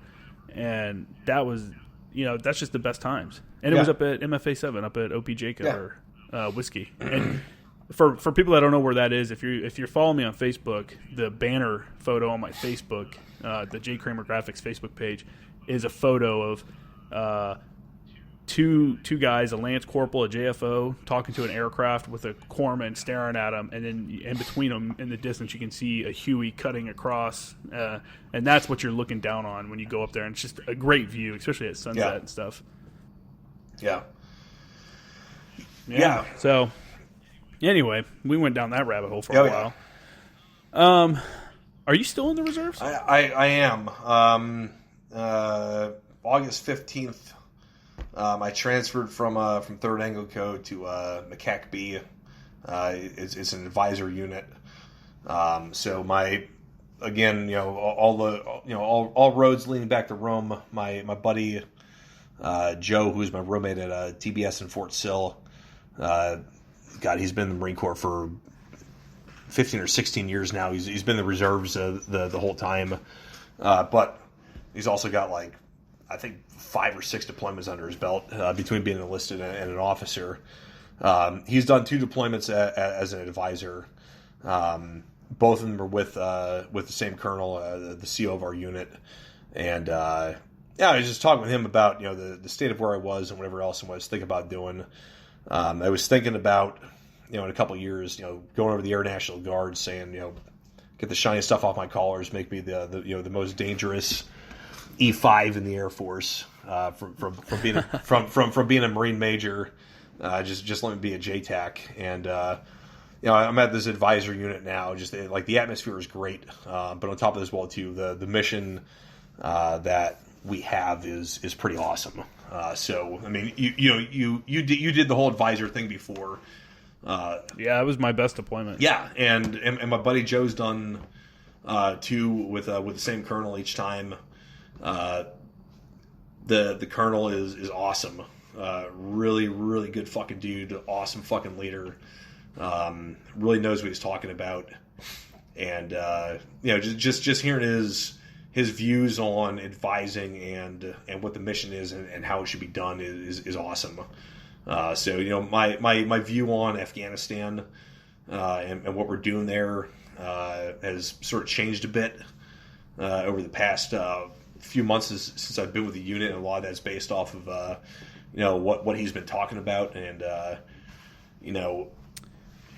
change for the positive, or yeah. I mean, positive depending on how you look at it. I had this stance for for a bit, we just need to be leave in general. But the way they're doing things, advising, at least the way Colonel Douglas's team did things, is good. And he's saying, it's we're still conducting combat operations, but it's a bit more of playing chess with it. We're using the ANSAF to actually do things for us, which is actually bolstering their capabilities. We're there to support them with essential tasks. So we aren't necessarily putting our guys in harm, but we're also building their capabilities and helping build their support and things like that. So, which makes sense. It's cool. I got to see it a bit when we were in Afghanistan as well too. The ANA that we had with India Company were very good. But even not in that not even that realm or that area of operations. Even if you look down in South America, going down and training their forces or wherever it may be, the mission unit is very, very cool. It's smaller teams. I think our entire unit is pretty small, just in general. I'm not going to throw numbers out just because. No, that's cool. But our unit is very small. So we're. Are you maintaining your JTAC while there? I'm going to be able to. I need to talk with basically the XO of Team 1, he was my CO at 3rd ANGLICO for a minute. He's still JTAC. We've got another JTAC with us as well too from 3rd ANGLICO. I'm current because of the exercise I did back in September, but it is the expectation that JTACs will maintain it, and there's talks of creating more JTACs, which I've brought up would dictate a TO change that we would need an air officer at that point to do that, just because of the program management aspect is such a beast. So yeah, for sure. Yeah. But yeah, the expectation is that all the controllers will maintain qualification, and we have the opportunity. That's cool. Yeah, and we have the opportunity to do so. I made a connection out at NTC when I was out there over the summer. I'll hit those guys up to try to keep working stuff with them to go out and support live fire stuff. But it's good overall. So like really support the mission of going in and advising. Whether it be in a combat zone or even non-combat, just because the effects that can have of getting people trained up and getting them proficient, and it goes back to the whole saying like teach a man to fish and you'll feed him forever. Like if you teach people how to do things, and if they're doing it right, like they're going to pass that knowledge on to other people as well too. So this is a cool mission, and that's the important thing, man. And when you get to travel and go see and work with foreign militaries and stuff like that, it's just a God, I'm dying. It's just a good time. I mean, you're just interacting with other cultures, and it makes you appreciate some things in the U.S. more, and it makes you wish we had some other things more. Exactly. It's cool. So really enjoying the unit. On top of that, it's cool too. We got a lot of guys who are out of state. We're based in Northern California, where I am right now, knocking out some drills. So like we only drill quarterly, which is good. So we get a lot more training value out of it. So as opposed to going every month where you've got 2 days and you're just going to run a PFT and like do medical. This way we're able to say run a PFT on Thursday, and then you go to the field for the rest of the days and actually knock out actual training. So from what my experience has been in the reserve so far, having a super drill like that is far more beneficial because you're able to get so much more done over. Oh yeah, I can imagine. Oh yeah, and it's just far superior. So, but just great atmosphere. Our I&I staff is like highly supportive. They're really responsive. Everybody gets paid. Within 3 days of drill ending. Travel claims are taken care of in a timely manner. So it's a great place to be. That's cool, man. That's good. I'm glad you're enjoying that. That's I've never even heard of that unit. So that must obviously be something that's fairly. They literally just got stood up in July. So cool. It's brand spanking new. Oh, nice. So, that's all. There you go. And actually, I'll get you hooked up with my buddy Joe. He actually be a good one to get on here as well too, just from his experience with advising and whatnot. Solid fucking dude. Awesome. Yeah, no, I appreciate it. Well, it's almost 11:30 p.m. and we're at almost 3 hours, so I'm going to cut it here. Do you have any? Do you want to put out your personal Instagram or anything like that, or shout out any organizations or? This is your time. Yeah. So my Instagram is low_fade 8002. I think sounds about right. Yeah. Like that's mine. If anybody's got any questions about, my artillery experience, like I said, it's been 8 or 9 years since I've been with the battery, so I can't quite remember everything when it comes to artillery specific, but I'm more than happy to answer questions. If anybody's got any questions about like the officer programs and that route, more than happy to answer. My views on JTAC, whatever else, like go ahead and hit me up. Shout outs, J Kramer Graphics. He's got some of the illest t-shirts on the gram and the webs. C&D Raptor on the line. On the line. The C&D Raptor. What's up, dude? Yeah, but no. If anybody's got questions, hit me up. We'll do this again, and we'll continue on about I don't know, civilian transitions and stuff at some point too. Like, I'd like to talk about that and my experience and fun that I've had since fucking 2015 with that shit. So, oh yeah, man. Well, this summer I'll take a road trip. You're up in Northern California now, right? I'll be. Or you're in California now, or you're gonna? Yeah, I'll be in Central California in 5 days. So. Cool. Yeah, 4 days actually. I'll probably drive up to San Francisco at some point this summer again. Yeah, so I'll hit you up and we'll do it. We'll sit down and do another one of these in person. Yeah, absolutely, man. But thanks everybody for listening. If you guys got questions, hit me up. Obviously, hit Justin up as well too if he's got questions for his JTAC wizardry as well.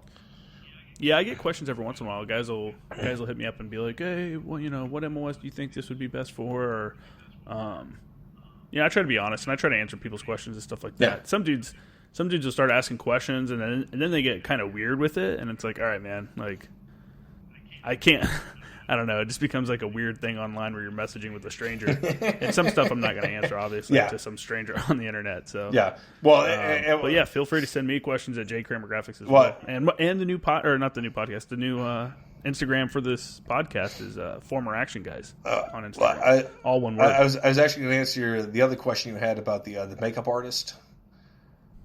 Oh yeah, from Jordan. Yeah, that was. And I think why he asked you that question is because tomorrow is Thursday, and he might want to doll you up because Thursday is Man Love Thursday. So.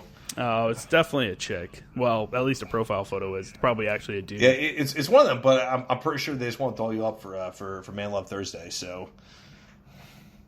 That'd be my assumption. Again, I'm not going to answer weird questions. It was a makeup artist from Beirut asking me what city I live in. Clearly, Man Love Thursday. Like, don't make it weird, man. If you want to know what city I live in, then listen to the podcast because it comes up every once in a while. Definitely not Beirut. But yeah. All right, man. Well, it was good talking to you, man. It's been a long time. Yeah, likewise, bro. All right, everyone, have a good one. Have a good one. All right, you can pause your, or you can stop your recording and then just save it. Cool. Yeah, dude. Yeah, that's pretty chill.